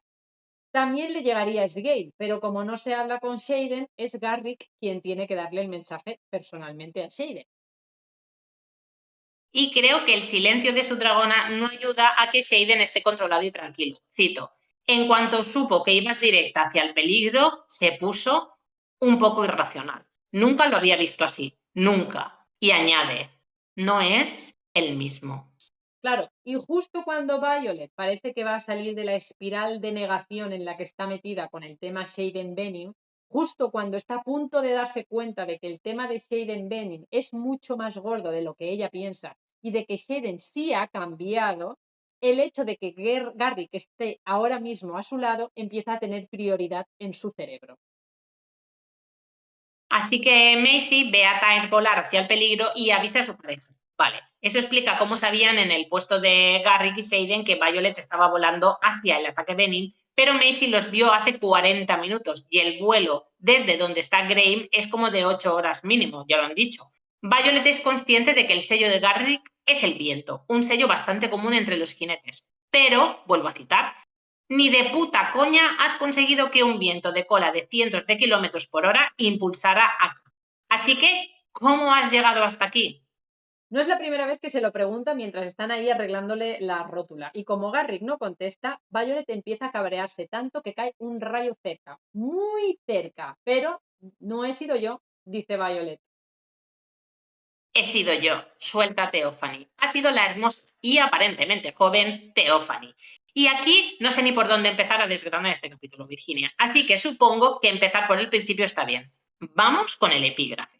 Mientras celebramos la esperanza y el entusiasmo que nos brinda, esta nueva sobre los vínculos entre dragones y grifos y sus humanos, me pregunto quién se ha parado a contemplar la naturaleza del equilibrio de la magia. ¿Acaso no nos arriesgamos a que aumenten en igual medida los mismos poderes que queremos manipular? Este fragmento nos habla de algo que ya hemos comentado. Hay un equilibrio entre la magia, cuando aparece un sello, tiene que aparecer su homólogo en Benin. De hecho, en este libro lo veremos cuando Theophany habla de que era el yin del yang de mamá Violet, o cuando Lynx desarrolle las sombras, que creemos que será el yin para yang de Shaden. De aquí también quiero apuntar por qué ¿cómo se llama? Narili Ilan, comandante en jefe de la fortaleza de Riscara, le escribiría una carta a Lyra Mikkel, comandante en jefe en funciones del campamento militar de Bastia. O sea, me refiero a, ¿no debería dirigir esa carta al que está a cargo del colegio Bastia y que además sea un jinete que entiende de magia? O sea, te recuerdo que el jefazo del colegio ahora mismo es papá Aetos y a ese no le enviaría una mierda por correo, así que es probable que por eso no le haya enviado la carta a esa persona. Vale. Sí, vale, tienes razón. Volvamos con Theophany, que hay mucho que desgranar de esta conversación. Theophany. Bueno, aún no nos ha dicho su nombre, pero si está tan hermosa y llena de vitalidad es precisamente porque se ha alimentado de la fuente no hace mucho. Como veremos unas páginas más adelante, Jack Barlow está cadavérico en su celda, es un pellejito andante, bueno, andante no, porque no puede andar, y no porque no le den de comer, sino porque no está canalizando de la tierra. En cuanto Violet le da un poquito de poder, la vida vuelve a llenar sus mejillas. Así que tiene sentido pensar que canalizar de la fuente no solo da a los Venom un poder inimaginable, sino que también les da juventud eterna, al menos a los Venom nivel sabio o mago. De acuerdo, pero vamos con la conversación que tienen con la Betty. Podemos sacar en claro varias cosas. Como acabamos de ver, los Venom sí tienen sellos, lo cual hizo que me explotara la cabeza y pensara, vale, todo lo que sabíamos hasta ahora, lo poco que sabíamos de los Venom, nada, empezamos de cero de nuevo otra vez. Así que los Venom tienen sellos, aunque no sepamos de dónde les vienen. Recordad que los jinetes necesitan vincularse con un dragón y que estos les den una reliquia para poder manifestar un sello. Pero los Venom no tienen dragones, tienen guibernos. Y son los Venom quienes crean a los guibernos con una runa. Así que no pueden darles una reliquia. O sea, esto es berenjena. Eso sí, aunque ahora mismo Violet piensa que Theophany puede lanzar rayos como ella, en realidad es una manipuladora de tormentas. Vale. Theophany es muy, muy poderosa, más que mamá Sorrengail, pero no puede lanzar rayos. Puede crear tormentas tan potentes que esas tormentas creen rayos, pero no tiene ningún control sobre dónde van a caer o cuántos van a formarse. Bueno, Virgi, Violet tampoco está muy allá con el tema de la puntería, ¿eh? Ya hemos dicho que tendría que haber practicado más, o sea, que tener clases particulares o algo. Ya, pero Violet lleva un año lanzando rayos y Theophany probablemente haya tenido una eternidad para practicar y aún así no va a poder nunca dirigir un rayo. De hecho, cuando cae un rayo, Violet se sorprende porque ni siquiera ha tenido que levantar las manos para hacer caer ese rayo. Y claro, es que no es porque sea la puta ama de los rayos, Theophany, es que no podría dirigirlo aunque quisiera. Lo que ha hecho Theophany es crear una tormenta tan fuerte que lanza rayos. Seguimos. El ataque de los Venom ha sido una treta para sacar a Violet de las protecciones, porque Theophany está buscando esta conversación. Y me sorprende todo lo que sabe Theophany sobre Violet cuando nosotras, no tenemos idea absolutamente de nada sobre ella, sobre la Venom. Gracias que se presenta y que podemos llamarla por su nombre, Theophany. Bueno, entre las cosas que le cuenta Violet, sabe que los padres de Maren han muerto, pero sus hermanos siguen vivos porque Theophany tiene algo de bondad en su marchito corazón. ¡Ja! Llama a Violet Freno, igual que hizo Jack, el puto Jack. Así que parece que lo único que evita que Xaden se vuelva Benin del todo es Violet. Aquí quiero apuntar que en la versión original en inglés, la palabra que usan para referirse a esto es leash, que yo lo habría traducido como correa. Y creo que tiene un poquito más de sentido porque es cierto que Violet está frenando de alguna manera la transformación de Shaden en Benin. Pero la palabra correa tiene relación con un vínculo, con ese hilo que Violet describe cuando habla con Shaden. A menudo dice, tiro del vínculo que nos une, como si fuera una correa. Exacto. Pero los traductores eligieron la palabra freno y nos tendremos que quedar de momento con esa. Theophany también nos da valiosa información de la relación entre un sabio y su discípulo cuando habla de ella, de que ella es mejor profesora que Berwick. Cito, aparte de porque es inferior a mí y estarías encadenada a él sin poder para oponerte a sus órdenes. ¿Veis? De nuevo esa referencia a una correa. Dice encadenada a él. En este momento es Violet la que tiene el control sobre Shade. En el siguiente libro, supongo, veremos si Berwin puede controlar del todo a Shaden, pero apuesto a que no es un discípulo como los demás. Y Berwin tendrá serios problemas para mantenerlo bajo su yugo. Porque en realidad la que tiene el control de Shaden es Violet. Por eso me gusta más la palabra correa que freno, porque aún no hemos visto, creo que aún no hemos visto las implicaciones de qué significa ser el freno. Por cierto, una cosa que se me quedó grabada cuando estaba leyendo esta conversación es el momento. Y cito, la Benin se encoge de hombros en un gesto desdeñoso que me recuerda a la duquesa de Morraine. ¿Nos quieres decir algo, Rebeca? No nos lo va a decir. El objetivo de Theophany es que Violet sea su discípula, pero también tiene los ojos puestos en Andarna. Y por fin, tenemos un nombre para la séptima especie, Íridos. Aunque bueno, Virgie, apenas pude disfrutar del momento porque mi cerebro estaba asimilando la pregunta de Theophany. ¿Cuál de los dos te eligió primero? ¿El que te regaló el poder del cielo o la Írida? ¿Y qué hicimos nosotros? Correr a por alas de sangre a ver quién había hablado primero con Violet. Y se viene teoría, bastante extendida online, por cierto. Si nos vamos a la trilla, es Tern el primero que habla a través del vínculo con Violet cuando le dice, hazte a un lado, plateada. Así que debería ser una respuesta fácil. ¿Quién habla primero con Violet? Tern. Pero, y aquí viene lo bueno, Alas de Sangre, capítulo 10, nos encontramos a Violet mirando por primera vez el guantelete, o sea, antes de la trilla. El guantelete, la pista de obstáculos parece algo sacado de su peor pesadilla y está barajando la posibilidad de irse al cuadrante de escribas cuando oye en su cabeza, pero ya has llegado hasta aquí, mira, ahí está, la vocecita que no me deja en paz últimamente y que se atreve a darme esperanzas de que quizás sí pueda sobrevivir a la presentación. ¿Me estás diciendo que Adarna habló con Violet antes de saber que estaba hablando con una dragona? Exacto. Esperó 600 años para eclosionar. Yo creo que es posible. Vale. ¿Y por qué Theophany querría saber eso?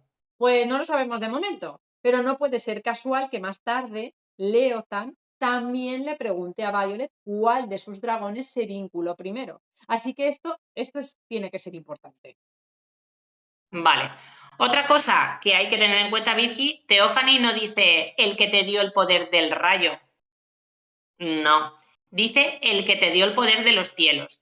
Esto afirma la teoría de que el sello de Violet no tiene nada que ver con lanzar rayos, sino que es la forma que su sello toma cuando lo usa. Y quizá, solo quizá, tiene problemas para controlarlo sin el conducto, porque cuando lo usa no se trata solo de controlar un rayo, sino de controlar el poder del cielo, que no es poca cosa. Wow, pues sí, toda la razón. Por un lado, no me sorprende que Theophany tenga los ojos puestos en Andarna. Es una especie única y se cree que fue lo que venció a los Benin hace 600 años. Así que hacerse con el control de un arma así es muy importante. es posible que quiera controlarla para estudiarla, para saber cómo los derrotaron en su momento, incluso para darle la vuelta a la tortilla y que sean los Venom los que usen a los Híridos para ganar la guerra por el continente. Por otro lado, sabemos que los híridos son magia, y yo pensaba que los Venom los querrían como una batería inagotable de magia, que es lo mismo que pensábamos sobre Violet. O sea, imagínate lo que un Venom podría hacer si drenara a una criatura que está hecha de magia. Pero entonces Theophany dice que si acepta ser su discípula. Violet, o sea, que si acepta ser la discípula, Violet podrá conservar sus 2 dragones. Es posible que los híridos puedan hacer a los Venom muy, muy poderosos sin tener que drenarlos. Lo que nos llama la atención es el comentario. No tienes ni idea de lo que es esta dragona, ¿verdad? ¿Podría referirse al hecho de que es magia o está hablando de otra cosa? Queremos saberlo, Rebeca. Bueno, aunque Rebeca no suelta prenda, Virgi, aquí la amiga Theophany sigue hablando. Nos da mucha información y nosotras estamos encantadas. Sigue hablando. Theophany comenta sobre la séptima especie, una que no se ve desde hace siglos, y tenía tantas esperanzas de poner los ojos en ella, y más tarde comenta, a veces se me olvida la poca memoria que tenéis los mortales. Disculpa, ¿eso significa que tú no eres mortal? ¿Cuántos años tienes? Eso nos hace pensar que Theophany es inmortal y probablemente una Maven, que es un nivel alto, ya lo sabemos, entre Venom. Y más adelante mencionará que alguien también está interesado en los híridos y están esperando su vuelta. ¿Y quién podría ser más viejo que Theophany y que esté esperando la vuelta de los híridos como si hubiera vivido ya cuando los híridos estaban por todo el continente? Pues Virginia, pues perfectamente podría ser el general Daramor, que para nosotras va a ser el malo malísimo de esta saga, aunque todavía no haya aparecido. O quizás sí. Vale, para aquellas que no lo recordéis, el general Daramor es el enemigo que combatió durante la Gran Guerra hace 600 años. Surgió de los páramos, pero no se detuvo ahí. Casi destruyó todo el continente con su ejército. De hecho, fue él quien drenó lo que ahora se conoce como el páramo y provocó que los dragones abandonaran el sureste del continente. Tenemos noticias de los dragones rojos o azules, ahora no me acuerdo, que cambiaron su zona de cría desde Poromiel a Navarre. Así que es probable que hubiera otros dragones que tenían su zona de cría en el páramo, cuando no era una tierra yerma, y tuvieran que volar más al oeste para salvarse, cuando apareció Dáramo. En uno de los epígrafes de Alas de Sangre podemos leer: en respuesta a la Gran Guerra, los dragones se adjudicaron las tierras del oeste y los grifos las centrales. Abandonaron el páramo y el recuerdo del general Daramor, que casi destruyó el continente con su ejército. Nuestros aliados se fueron a casa y nosotros comenzamos un periodo de paz y prosperidad con las provincias de Navarre uniéndose por primera vez bajo la seguridad de nuestras protecciones y al cuidado de nuestros primeros jinetes y sus dragones.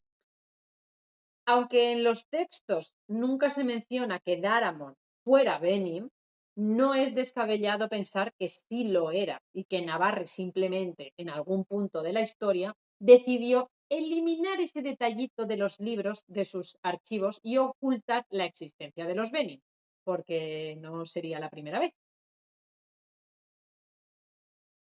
Exacto. Y ahora sabemos que la mayor amenaza durante la Gran Guerra fueron efectivamente los Benin, que salieron del páramo y que una misteriosa arma los derrotó. Gracias al comentario de Teófani sobre la memoria mortal, sabemos que los Benin pueden vivir muchos años. ¿Podrían vivir 600 años? Pues si drenan de la fuente, pues la verdad es que no me parece ninguna locura pensar que Daramor siga vivito y coleando. Me acuerdo que en Alas de Hierro pensábamos que Berwin podría ser en realidad Daramor, porque él se autodenomina general, pero ahora sabemos que es solo un sabio. De hecho, Theophany no parece tenerle alta estima, ya que es poco probable que los Benin tenga en alta estima a alguien, ya me entendéis. Habla de él como un ser inferior y capítulos más tarde, Theophany hará un comentario que nos confirma que son muy pocos los Benin que están por encima de ella, así que Berwin podría ser el general Daramor. O sea, Berwin no podría ser el No, general no podría. Daramor, porque está por debajo de ella. Pero bueno, ahora mismo estamos delante de Theophany, que no para de hablar y quiere reclutar a Violet en su equipo. Recuerdo un epígrafe de Alas de Hierro de la guía para derrotar a los Benin por la capitana Lera Dorrey. Hace poco menos de 50 años que descubrimos que ya no provenían solo del páramo. Habían comenzado a entrenar a reclutas, a enseñar a aquellos que no se habían vinculado a un grifo, a canalizar lo que no les pertenecía, a desestabilizar el equilibrio de la magia, drenándola de la misma fuente. El problema de la humanidad es que a menudo consideramos que vender nuestra alma es un precio justo a cambio de poder. Si no fuera porque sabemos cómo acaba Theophany, ¿no te parece que Rebecca Yarros nos estaba diciendo que esto podría pasar?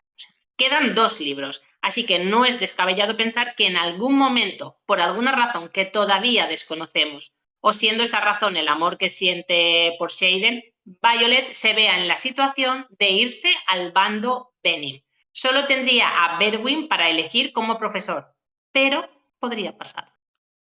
O a Naolin. Esto es como La Voz, donde Theophany, Berwin, Naolin son los jueces. Berwin tendrá a Xaden al final de este libro, pero también quiere a Violet, así que Theophany hace una contraoferta. Si la elige a ella, permitirá que se quede con sus 2 dragones y le dará lo que más ansía en este mundo, control y conocimiento. Y la verdad es que en ese momento me lo creí. Sí. Para empezar, no hace falta que mueva las manos para manipular su sello, lo que me demuestra que tiene bastante control sobre su poder. Y a Violet le faltan siglos para llegar a ese punto. Ahora mismo incluso necesita un conducto para poder manipular su poder y no convertir a la gente en tostadas sin querer. Y la parte del conocimiento también, Virgi, me la creo, porque solo en esa escena ha demostrado saber ya mucho sobre Violet y sobre su familia. Es más, seguro que también sabe que Violet fue consagrada a la diosa Dun. Después de todo, ella misma tiene también el pelo plateado. Así que saber parece que sí sabe mucho. Así que si yo tuviera que elegir entre Berwin, al que estaría encadenada y obligada a cumplir sus órdenes, y Theophany, que parece que me quiere de discípula, no de marioneta, sí, sin dudarlo, elegiría a Theophany. Pero bueno, aunque menciona las palabras control y conocimiento, también dice lo que Violet más ansía, que en estos 11 capítulos es, sin lugar a dudas, la cura de Xaden. Bueno, Violet está aquí de cháchara con Theophany, Garry que está calladito en algún lugar por ahí cerca, cuando por fin te recupera el conocimiento y antes de que te des cuenta abre esas enormes fauces en un intento por hacerse un aperitivo con la Benin. Pero Theophany lo ha visto venir y uno de sus guibernos la recoge antes de que esos colmillos la rocen siquiera. ¿Qué le dice Theophany a la muerte? Hoy no. Has mencionado a Garrick, que ha estado calladito, pero otra de las cosas que ha dicho Theophany es que es un caminante. Yo aquí estaba gritando de la emoción. O sea, con razón, Rebeca Yarros elige a Garrick cuando le preguntan con quién te irías a una isla desierta, porque yo también elegiría a Garrick. El tema de los segundos sellos ha dado muchísimo que hablar. Violet tiene 2 porque tiene 2 dragones, pero el primer personaje que conocemos con 2 sellos es Xaden, que oculta uno porque ser un intincista es en realidad una sentencia de muerte. Ahora sabemos que Garrick, además de ser manipulador de aire, es también un manipulador de distancias o caminante. Y poco después tendremos confirmación de que nuestro querido Liam, el Golden Retriever humano, también tenía 2 sellos. Así que en este punto es lógico pensar que los que tienen 2 sellos están entre los marcados de la rebelión, pero sabremos que en realidad, o sea, sabemos que en realidad eso no es así. No tiene tanto que ver con las reliquias de la rebelión, sino con los dragones, que están eligiendo muy concienzudamente a sus jinetes para que estos tengan 2 sellos. Por cierto, ¿te diste cuenta de que cuando Brennan le está curando a Violet la rótula, no se sorprende cuando Garrick entra y admite que estuvo con ella en Nova Sala? Eso significa que Brennan sí que está al corriente del segundo sello de Garrick. Y supongo que es un sello de lo más útil cuando intentas mover armas de aleación de forma clandestina, ¿verdad? Sabemos poco sobre cómo funciona su sello, aunque podemos pensar que Garrick gastará más o menos energía dependiendo de la distancia que tenga que recorrer y la gente a la que tenga que llevar. Si es una gran distancia, tiene que llevarse a su dragón, porque un jinete sin su dragón pues no puede separarse. Así que gastará mucha energía si tiene que llevar a su dragón y si es una distancia muy larga. Bueno, pensamos que Brennan sí sabe de su sello, aunque Violet no se dé cuenta. Pero cuando le pregunta a Tyrion al respecto, su respuesta es: no cotilleamos sobre nuestros jinetes. Recordar que Chad está bloqueando a toda la manada cuando llega a Nova Sala, así que no es solo que los dragones no cotilleen, es que quizás es mejor que no lo sepa. Sobre todo porque parece que desde que parte de la manada se separó para viajar a Aretia, me da pensar que en el Empíreo no están todos de acuerdo con el tema de los Venim y demás. Claro, porque no es solo que parte de la manada decidiera quedarse en Basgiath en Alas de Hierro, es que esa misma parte de la manada decidió no contarles la verdad a sus jinetes sobre los Beni. Por suerte, nosotras sí podemos y queremos cotillear sobre los jinetes, así que aquí estamos. En Alas de Hierro sabemos de boca de Shaden que no ha habido un caminante en siglos, y cada vez que alguien dice esa frase tiene que ver con los primeros 6. Y podríamos volver a leer el epígrafe del capítulo 2, pero ya hicimos en nuestro anterior episodio, o sea, ya lo hicimos antes. Así que si te lo perdiste, vuelve atrás porque nosotras estamos ahora mismo en Basquiat, con Brennan reparando la rótula de Violet. Y Papa Aetos vuelve a hacer una entrada echando fuego por la boca porque sus órdenes fueron estar 2 días en Samara. Y nuestro pelotón ha vuelto antes, un día antes, porque no hay reparador en Samara y el puesto ya estaba bastante lleno de heridos como para tener que atender a uno más. Y además tienen el permiso de Degrensi para volver, pero también les echa en cara que volaran hasta Nova Sala para ayudar a civiles, a lo que ellos contestan que las órdenes de Degrensi fueron ayudar en lo que podáis, que es justo lo que han hecho. Yo creo que realmente está enfadado porque le encanta tener el control de la situación y le ha salido mal. Los envió a Samara como venganza y esperaba incluso que alguno no volviera, pero su castigo no le ha salido como esperaba. El único cartucho que le queda por quemar es que está prohibido dar cobijo a refugiados de Poromiel y Maren se ha traído a sus 2 hermanos con ella. Pero nuestro querido Shaden ya tiene un plan para ellos e inmediatamente los toma bajo su protección y los invita formalmente a ser ciudadanos de Tyrrell. Si no recuerdo mal, será la familia de Riano quien se haga cargo de ellos. La familia crece. Y aunque Violet comenta que los niños le resultan familiares, lo achaca a que se parecen a Maren. Pero no. Más tarde sabremos que en realidad es porque los vio en el retrato de la pesadilla de Maren, pero aún no tenemos confirmación de esto. Así que Paetos está cabreado, pero una vez más Violet se ha salido con la suya. Así que dejamos a un lado este tema y nos vamos hacia el otro personaje que parece calmado, pero también está muy, muy enfadado. Y ese es Shaden. El momento en el que dice largo, sin dejar de mirar a Violet y todos menos ellas salen escopetados, es brutal. O sea, debajo de esa calma aparente hay un volcán a punto de hacer erupción. Sabemos por Garrick que Shaden estaba al borde del colapso. Ni siquiera quiero pensar en lo que habría hecho si hubiera estado aquí, fuera de las protecciones, porque creía que iba a arrancar las piedras del muro. No es el mismo. La gran diferencia entre Shaden y Dane siempre ha sido la sobreprotección hacia Violet. Shaden siempre era el que la empujaba a actuar y aunque temiera por ella, nunca le pedía que se quedara a cubierto. Pero de nuevo, algo ha cambiado en Shaden. También es verdad que la razón por la que Violet está tan imprudente últimamente es porque está desesperada por encontrar una cura para él. Y Shaden es el tipo de personaje que no está nada acostumbrado a que alguien cuide de él, se preocupe por él de esa manera. Así que las consecuencias que Las consecuencias que sufra Violet ir a Nova Sala a ponerse en peligro y salir herida, todo eso lo va a considerar culpa suya. Claro, al principio podríamos pensar que está cabreado, pero enseguida vemos que Shaden admite que no es ira lo que siente, es puro terror. Cito, que estuvieras en ese sitio, fuera de las protecciones, haciendo frente a un ataque Benin que estaba cantado, desencadenó algo en mí que no había sentido nunca. Era más violento que la ira y más intenso que el miedo, y hería más que la impotencia, todo porque no podía unirme a ti. ¿Volvemos al tema de la pareja predestinada? Nada, lo vamos a soltar aquí y lo retomamos luego si eso. Vale. Así que tenemos a Shaden estampándole un beso a Violet, pero como es una escena que dura tan poco, creo que en este episodio vamos a dejar a Tito Picantito tranquilo. Ya habrá otra ocasión u ocasiones en las que aparezca nuestro amigo Spicy. Pues sí, porque aquí lo que queremos comentar son las sombras de Shaden, algo que nos pareció muy curioso cuando lo leímos. Voy a citar. Alza la voz y las sombras no solo dan un respingo, sino que además salen corriendo. E incluso Violet nota que eso es una novedad. A ver, desde que manifestó el sello, las sombras de Shaden forman parte de él.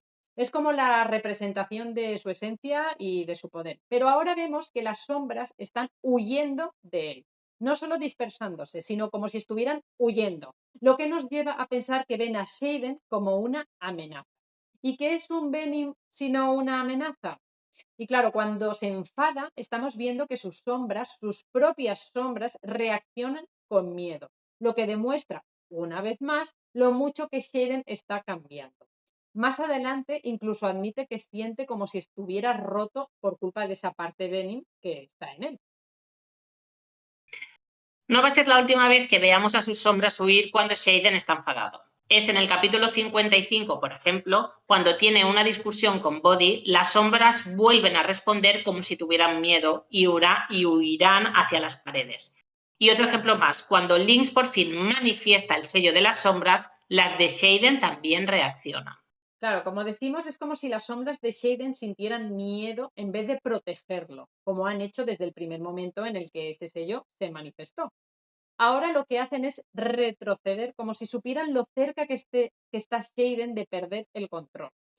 Este tipo de detalles con las sombras me encanta, porque es como si su magia también tuviera emociones propias, ¿no?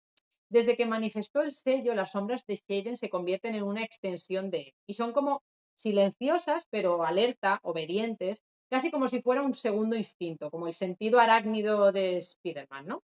Pero ahora que Shaden es Venom, huye de él, lo que nos dice que hay una ruptura importante entre quién era Shaden antes de canalizar de la Tierra y en qué se está convirtiendo ahora.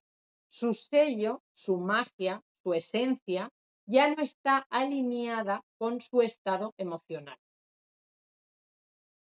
Me encanta pensar que las sombras no solo obedecen, sino que además sienten. Y si están asustadas cuando Shaden se enfada, significa que Shaden está roto o que está fuera de control. Así que cuando Shaden siente terror por Violet, como ocurre en esta escena que estábamos comentando, cuando siente esa culpa porque Violet se pone en peligro por él, su magia no responde como antes, reacciona con miedo, como si ya no le perteneciera esa magia del Claro. todo. Y en estas situaciones no es solo que Shaden esté enfadado, es que hay algo más grande, más peligroso dentro de él que está haciéndole sentir este enfado de tal forma que incluso sus sombras le temen.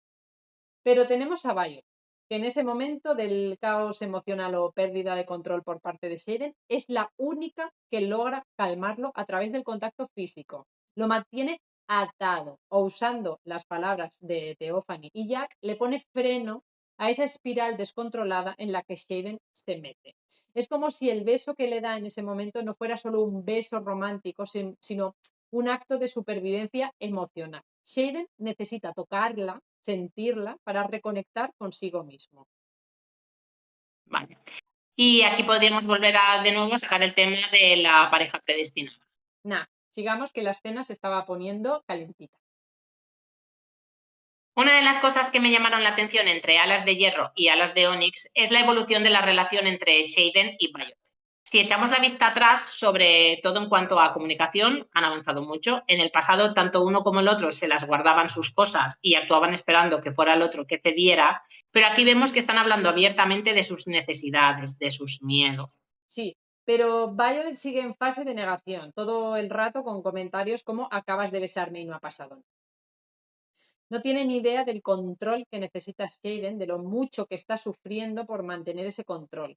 Y es aquí Shaden el que nos pone los pies en la tierra cuando decide poner esos límites entre ambos. Y ese límite es un beso. Y después de ese límite que no han cruzado, porque solo se han dado un beso, se han tocado un poco, pero se seguían con la ropa puesta, cambiamos de tema radicalmente. Bueno, Violet cambia de tema radicalmente porque ha tenido un vuelo de más de 20 horas para pensar en cómo leches pudo aparecer Garrick en Nova Sala para ayudarla contra la Benin. Aunque es muy lista, Violet es muy lista, necesita confirmación y aquí la tiene. Garrick sí tiene un segundo sello y sí que es un manipulador de distancias.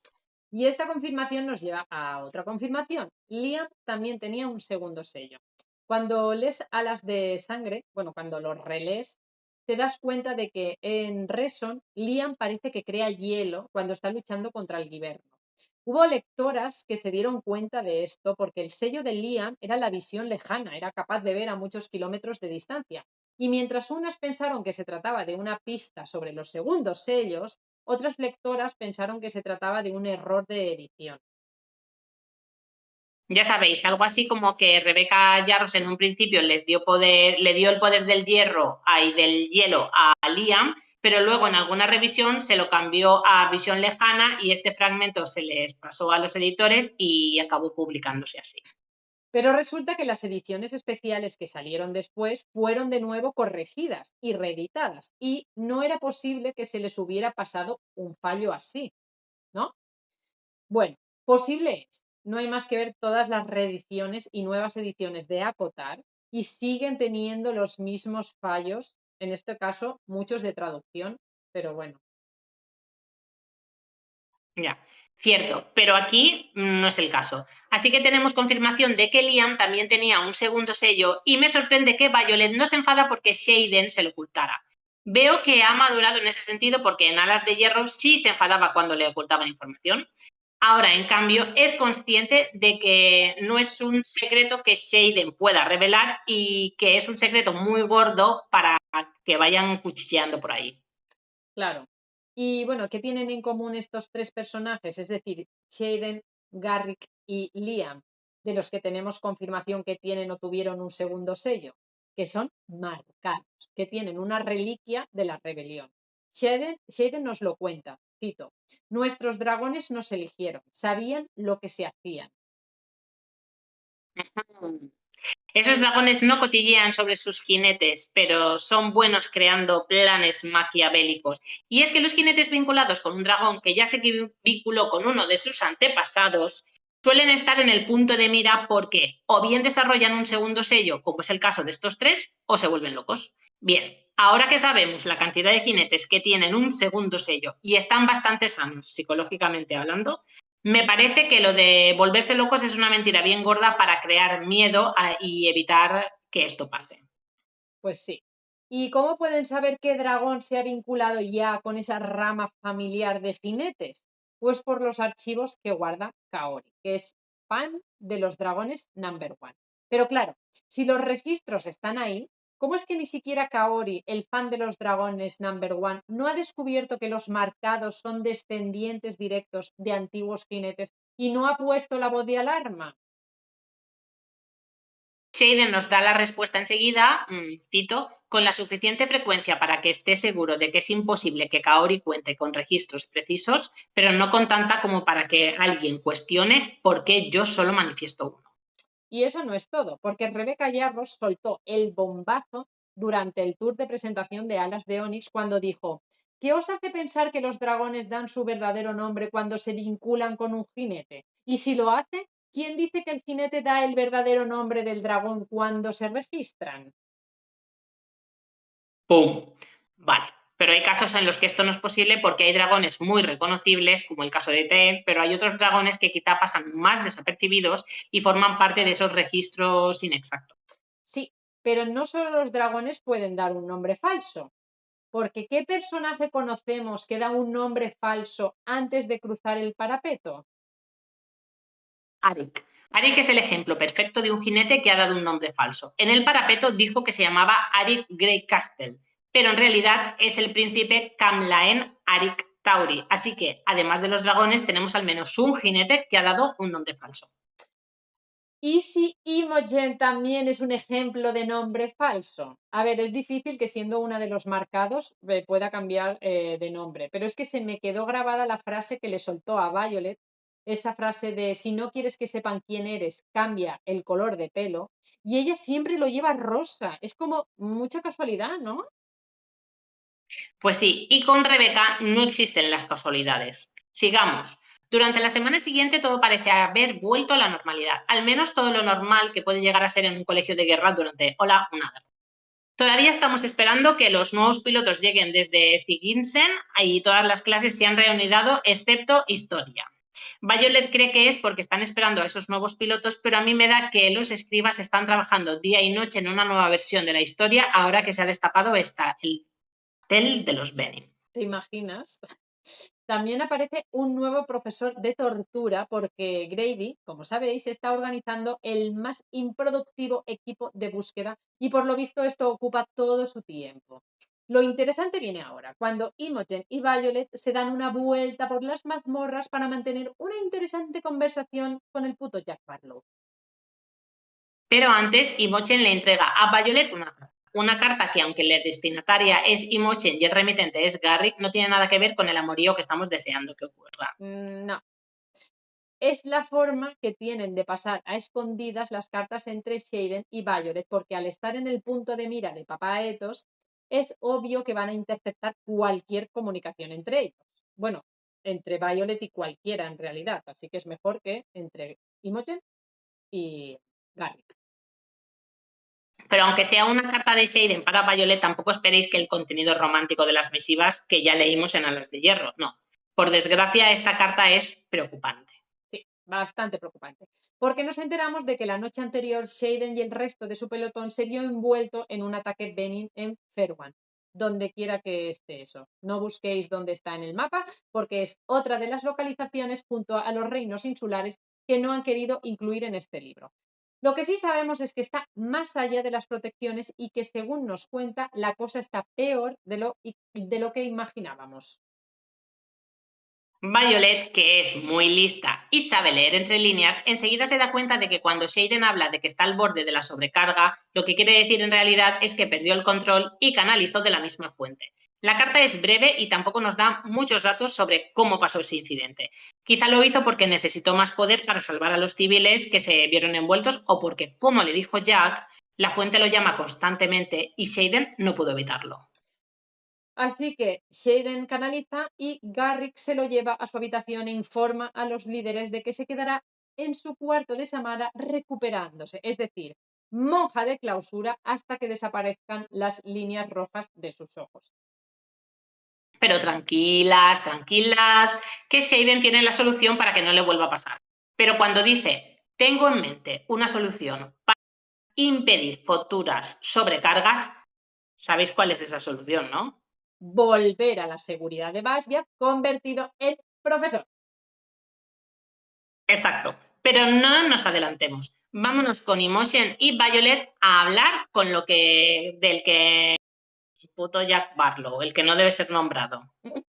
Por cierto, no es la primera vez que Imogen visita a Jack. Sabemos por el comentario de Violet que Jack se ha venido abajo para Shaden varias veces. Así que podemos asumir que Imogen y Shaden han hablado con Jack en otras ocasiones, pero gracias al poder de ella, Jack no recuerda nada. Y podemos asumir que los dos guardias, Eaton y Emery, están al tanto de esas visitas, porque cuando los avisan de que Nolan y Markham llegarán al poco tiempo, aunque parece ser que ninguno de los dos altomandos ha conseguido sacarle ni media palabra al prisionero, o sea, Claro. nadie ha podido hacer nada. Y como sabemos que Theophany lo considera un riesgo para la seguridad muy alto, está claro que Jack tiene que guardar datos importantes sobre los Menin. Bueno, puedo hacer un KitKat o dos KitKat. El primero es que en mi edición de Alas de Onix, el guarda que se llama Hiton dice: ¿por qué tengo la sensación de que solo vienes de visita cuando estamos nosotros de guardia?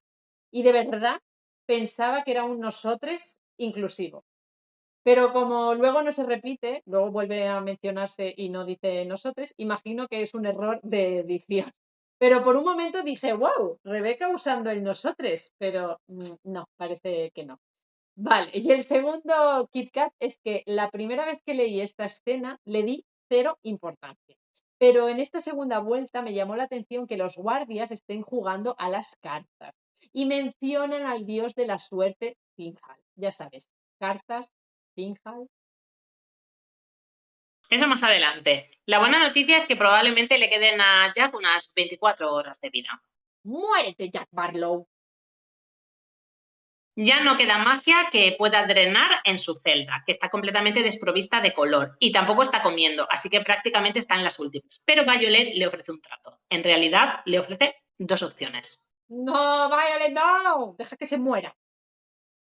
Violet le da un medallón de aleación con el suficiente poder en él para como mantenerlo con vida una semana más. Sí, a cambio, él responde 4 preguntas. Solo 4 preguntas. Pero también le ofrece un frasquito con concentrado de zumo de naranja, por si no os acordáis, ya que es alérgico a la naranja. Y beberse eso lo mataría al instante. Es que aún me alucina lo irónico que es que sea alérgico a la naranja y que se vinculara con un dragón naranja. Obviamente que iba a acabar mal, pero me habría gustado que acabara mal para Jack, no para el dragón. Jack elige las 4 preguntas. Primera pregunta. ¿Podéis sentiros los unos a los otros? Vale, Violet ya sabe la respuesta a esta pregunta, pero es su manera de saber si Jack está dispuesto a decir la verdad o qué. Porque Jack no sabe que gracias a Shaden ella ya conoce la respuesta. Pero me encanta que Jack, no dice sí. Siguiente pregunta. Es igual que Theophany porque podría haber dejado de hablar en cuanto dijera sí y aún así sigue hablando. Pero mejor para nosotras. Cito, cuando somos nuevos no se nos da tan bien ocultarnos. Según me han dicho, así es como nos encontrará y nos educará un anciano, por lo general un sabio, pero en casos excepcionales es posible que se interese en nosotros un maven. Vale. Ocultarse.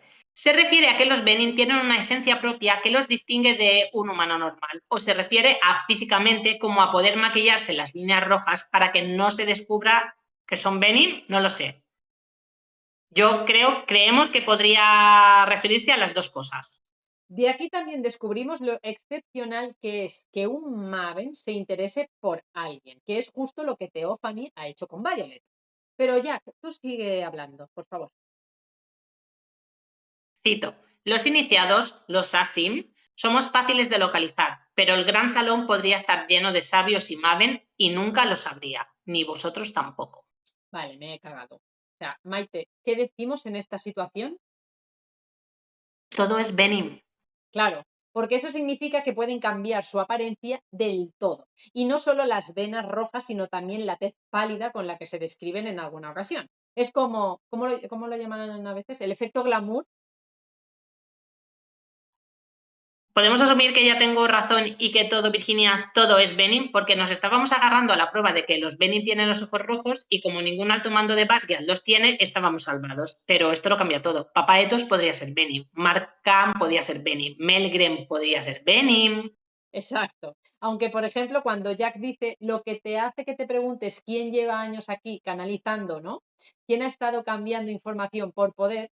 Algunas teorías apuntan a Panchek. Pero si tenemos en cuenta cómo termina el libro, no creo que sea él. Sí, sí está cambiando información, pero no creo que sea poder como el poder Beni, el poder de canalizar de la fuente. Yo creo que es más bien un poder de subir de nivel, refiriéndose a ascensos entre los altos mandos, creo. Dejadnos vuestras apuestas en los comentarios a ver quién pensáis que podría ser ese Benin que lleva años en Basgiat sin que nadie lo sepa. Y pasamos a la pregunta 2. ¿Tienen que enseñarte a canalizar o puedes volverte oscuro tú solo? Y Jack tiene de nuevo ganas de hablar porque, aunque no responde directamente, sí le dice a Violet: pregúntame cuándo me convertí, cómo me convertí, pregúntame por qué solo sangran los iniciados. Wow, wow, wow. Aquí estoy un poco. Gracias por la información, pero ¿tienes permiso para decir todo eso? Vamos por partes. No para de decir pregúntame, pregúntame, pregúntame, como si fuera el ombligo del mundo. Cree que Violet está interesada en él, cuando en realidad Violet quiere sonsacarle la información sobre los Benim en general. Él, su biografía como Benim, no le interesa lo más mínimo, pero Jack es tan estúpido que ni se da cuenta. Primero, pregúntame cuándo me convertí. Vale, no sabemos a ciencia cierta cuándo Jack se volvió Benny, pero sí podemos establecer una ventana temporal. Tiene que ser después de la trilla, porque Jack dice que es más fácil para los que han tocado la magia gracias a los dragones o los grifos. Y antes de la trilla, él no estaba vinculado con Baide. Así que después de la trilla, pero después del reto de la estera, en el que Violet y él pelean, porque hay pruebas, o sea, antes, porque hay pruebas de que está canalizando en esa pelea. Es decir, podemos establecer una ventana entre 3 y 4 meses, después de la trilla y antes de la pelea de Violet y ya. Vale. Tampoco sabemos cómo se convirtió. Pero el por qué lo podríamos tener más claro, ya que es un abusón de manual, y esto lo ha confirmado Rebecca Yarros. Antes de leer Alas de Onyx, comentamos una teoría sobre Jack Barlow. Nosotras pensábamos que durante el parapeto Jack reconoce a Violet por su pelo y se la quiere cargar, quizá porque tenía órdenes de los Benny. La realidad es más sencilla. Jack fijó su objetivo en Violet porque era de aspecto débil y enfermizo. Si recordamos ese momento, Jack llega a tirar a una persona del parapeto como si estuviera divirtiendo antes de ir a por Violet. Ay, Violet, si lo hubieras dejado caer en el último momento como te aconsejaron. Bueno, en la mente de Jack, la enclenque de Violet no solo ha conseguido cruzar el parapeto, sino que además acaba vinculada con el dragón más grande de la trilla, Teeg, un dragón al que Jack le había echado el ojo. Tampoco le sale bien querer matar a Andarna y acaba vinculado a un dragón más bien pequeño y naranja, a lo que él tiene alergia. O sea, es justo lo que Rebeca Yarros comentó cuando hablamos del nuevo hermano de Shade. Dijo: buscad a alguien que no esté contento con su situación actual. Y es totalmente lo que le pasó a Jack Barlow. Es que lo odiamos, eso parece. Ay, lo odiamos, puto Jack Barlow. Estamos hablando demasiado de él. Vamos con la última frase. Porque solo sangran, ¿por qué solo sangran los iniciados? Esto quiere decir que solo los iniciados, Benim, pueden ser asesinados por métodos tradicionales. Es decir, no necesitan armas de aleación o el superfuego de Andarna o el rayo de Violet. Una daga normal basta, como vimos en Alas de Hierro. Volvamos a la pregunta de Violet. ¿Tienen que enseñarte a canalizar o puedes volverte oscuro tú solo? Y la respuesta de Jack es no, si ya tienes experiencia con el flujo de la magia. Alguien que nunca ha manipulado requeriría que le enseñasen, pero un jinete de dragón o un piloto de grifo, la fuente está ahí. No sé si son buenas o malas noticias. Si eres jinete o piloto, lo tienes a huevo. Pero si eres, por ejemplo, infantería, escriba o un civil normal y corriente, tiene que enseñarte. Así que es normal que sospechemos de que ese alguien que dice Jack que podría llevar años en Basgia canalizando, lo que está haciendo es quedarse ahí para buscar y reclutar a esos iniciados Beni, tanto en el caso de los jinetes como el de los escribas o infantería, cualquiera que se vuelo. En Alas de Hierro se menciona que en Poromiel ya están haciéndolo. Se dedican a reclutar a aquellos cadetes que no han logrado vincularse con un grifo porque podrían no estar contentos con su situación actual y son presa fácil para los Benin. Así que es lógico que en Basgia también ocurra con aquellos que durante la trilla no se vincularon con ningún dragón. Mal rollito. Pregunta 3. ¿Sabes cuál es su plan? Con esta pregunta yo estaba, venga, venga, que has estado muy hablador hasta ahora. Sigue. Pero no, su respuesta es bastante lógica en realidad. Cito: ¿capitanea las alas alguien de primer año? No. La información es esencial. Menudo desperdicio de pregunta. Pues un poco sí, Violet. Aquí creo que que has patinado. Lo que podemos sacar en claro de su respuesta es que los Benin sí que están organizados. Tenemos a los Asim, los sabios y los Maben, que son como los niveles de poder, pero también hay una cadena de mando y no actúan sin control, lo cual da mucho miedo. Sí, y que Jack no sepa nada de sus planes es una mierda. Pero vamos con la cuarta pregunta y última pregunta. Ese intento desesperado por parte de Violet. ¿Cómo os curáis una vez que canalizáis de la fuente? Jack ya había contestado a esta pregunta delante de Xaden, así que ya sabíamos por dónde iban los tiros, pero imagino que volver a escuchar la respuesta es un buen mazazo para Violet. No hay cura porque la magia no se negocia y no deseamos ser curados. Nos centramos en esta frase porque es la que más preocupa a Violet, porque piensa que en algún momento, cuando Xaden pierda el control por culpa del hambre de magia, no va a querer curarse. Hablas como si estuviese enfermo, cuando en realidad soy libre. Bueno, libre en parte. Cambiamos cierta autonomía por un acceso sin restricciones al poder. Puede que para ti sea perder el alma, pero no nos lastra la conciencia y los apegos emocionales no nos debilitan. Avanzamos en función de nuestras capacidades, de nuestro talento y no según el capricho de esta o aquella criatura. A lo de los apegos emocionales no nos debilitan, ya le daremos una vuelta en próximos episodios, ¿ok? Pero bueno, parece que cuando habla de esta o aquella criatura, le sale cierto resquemor de que Ter no le quiera a él durante la trilla, ¿eh? Y tuviera que conformarse con el inestable de Bait. Como ya hemos dicho, desear más poder del que tienes es justo lo que hace que empieces a convertirte en Venom. Y Jack es un claro ejemplo. Pero la parte de no querer curarse nos preocupa. A ver, a lo largo del libro vemos que Shaden está luchando contra su lado Venom y aunque no renuncia a encontrar una cura, también tenemos que admitir que es bastante realista con su situación. Por un lado, habla con Brennan para averiguar si hay una cura y se pasa gran parte del libro buscándola, aunque no lo veamos porque estamos viendo el punto de vista de Violet. Pero por otro lado, se pone a hacer tejemanejes aristocráticos para que Tyrrendor siga funcionando cuando él pierda el control y se abandone totalmente a su lado Benny. No es que le guste, pero acepta su inevitable destino. Las 4 preguntas pactadas ya han sido formuladas. Así que Violet le pasa el pequeño medallón y Jack casi se corre cuando absorbe su energía. Pero Violet siente curiosidad, así que le hace una pregunta más. ¿Por qué me contestas a mí y no a ellos? Activando modo abusón on. ¿Llamaste a Riorson cuando te ataron a la silla y viste cómo bajaba tu sangre por las puntas de las piedras hacia el desagüe? Si te lo pregunto es solo porque juro que lo noto cuando me tumbo en el suelo. Todo ese dolor me arrulla como si fuera una... Joder, es que más que modo abusón, modo cabrón y siniestro. Que lo maten ya. La reacción de Violet actual para Jack, actúa para Jack igual que el medallón de energía. El medallón le devuelve un poco más de vida, pero comprobar que su comentario ha desestabilizado a Violet es como un chute de energía para él. Violet, por suerte, lo disimula un poco y le cede el sitio a Imogen, pero Jack aún no ha terminado de hablar. ¿Y qué me impide contarle a tu escriba preferida que has estado alimentando al enemigo?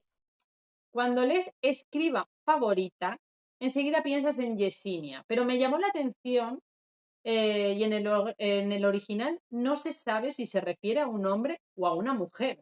Así que o bien el equipo de traducción ha asumido que se trataba de una escriba mujer, o bien ha tenido confirmación por parte de Rebeca Yarros de que tenía que traducir preferida y no preferido. Lo digo porque si no sabemos el género, ya podría estar hablando de Markham, ¿no? O sea, no es que de verdad sea su escriba favorito, pero es en realidad sí lo fue en el pasado y puede que lo esté diciendo ahí con sarcasmo, como diciendo, jaja, tu escriba favorito. Claro, pero como dice favorita, asumimos que se trata de Yesinia. Pero no sabemos qué relación tiene Yesinia con Jack, porque esa celda debería estar fuera de su jurisdicción. Es que me peta un poco la cabeza. Si realmente Jack está hablando de ella, ¿significa que se ven a escondidas? es que eso la convierte, o sea, en sospechoso, y no quiero que Yesenia Virginia sea sospechoso. O sea, sospechosa, sospechoso, sospechosi. Sospechoso. Es el único personaje, aparte de Brócoli, que aún no ha aparecido, del que tenemos confirmación de Rebeca que no la va a palmar. O sea, no nos puede hacer eso. No.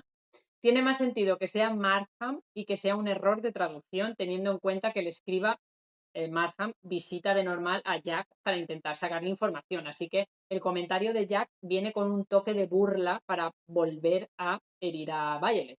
A no ser que le esté diciendo, ¿sabes que tu amiguito es Benin? Todo es Benny. Bueno, en cualquier caso, vete a la mierda, Jack, porque no vas a recordar ni una puta palabra de esta conversación. ¡Ay! Y fin de informe de batalla. Uf, qué bien me he quedado terminando el episodio con esa frase.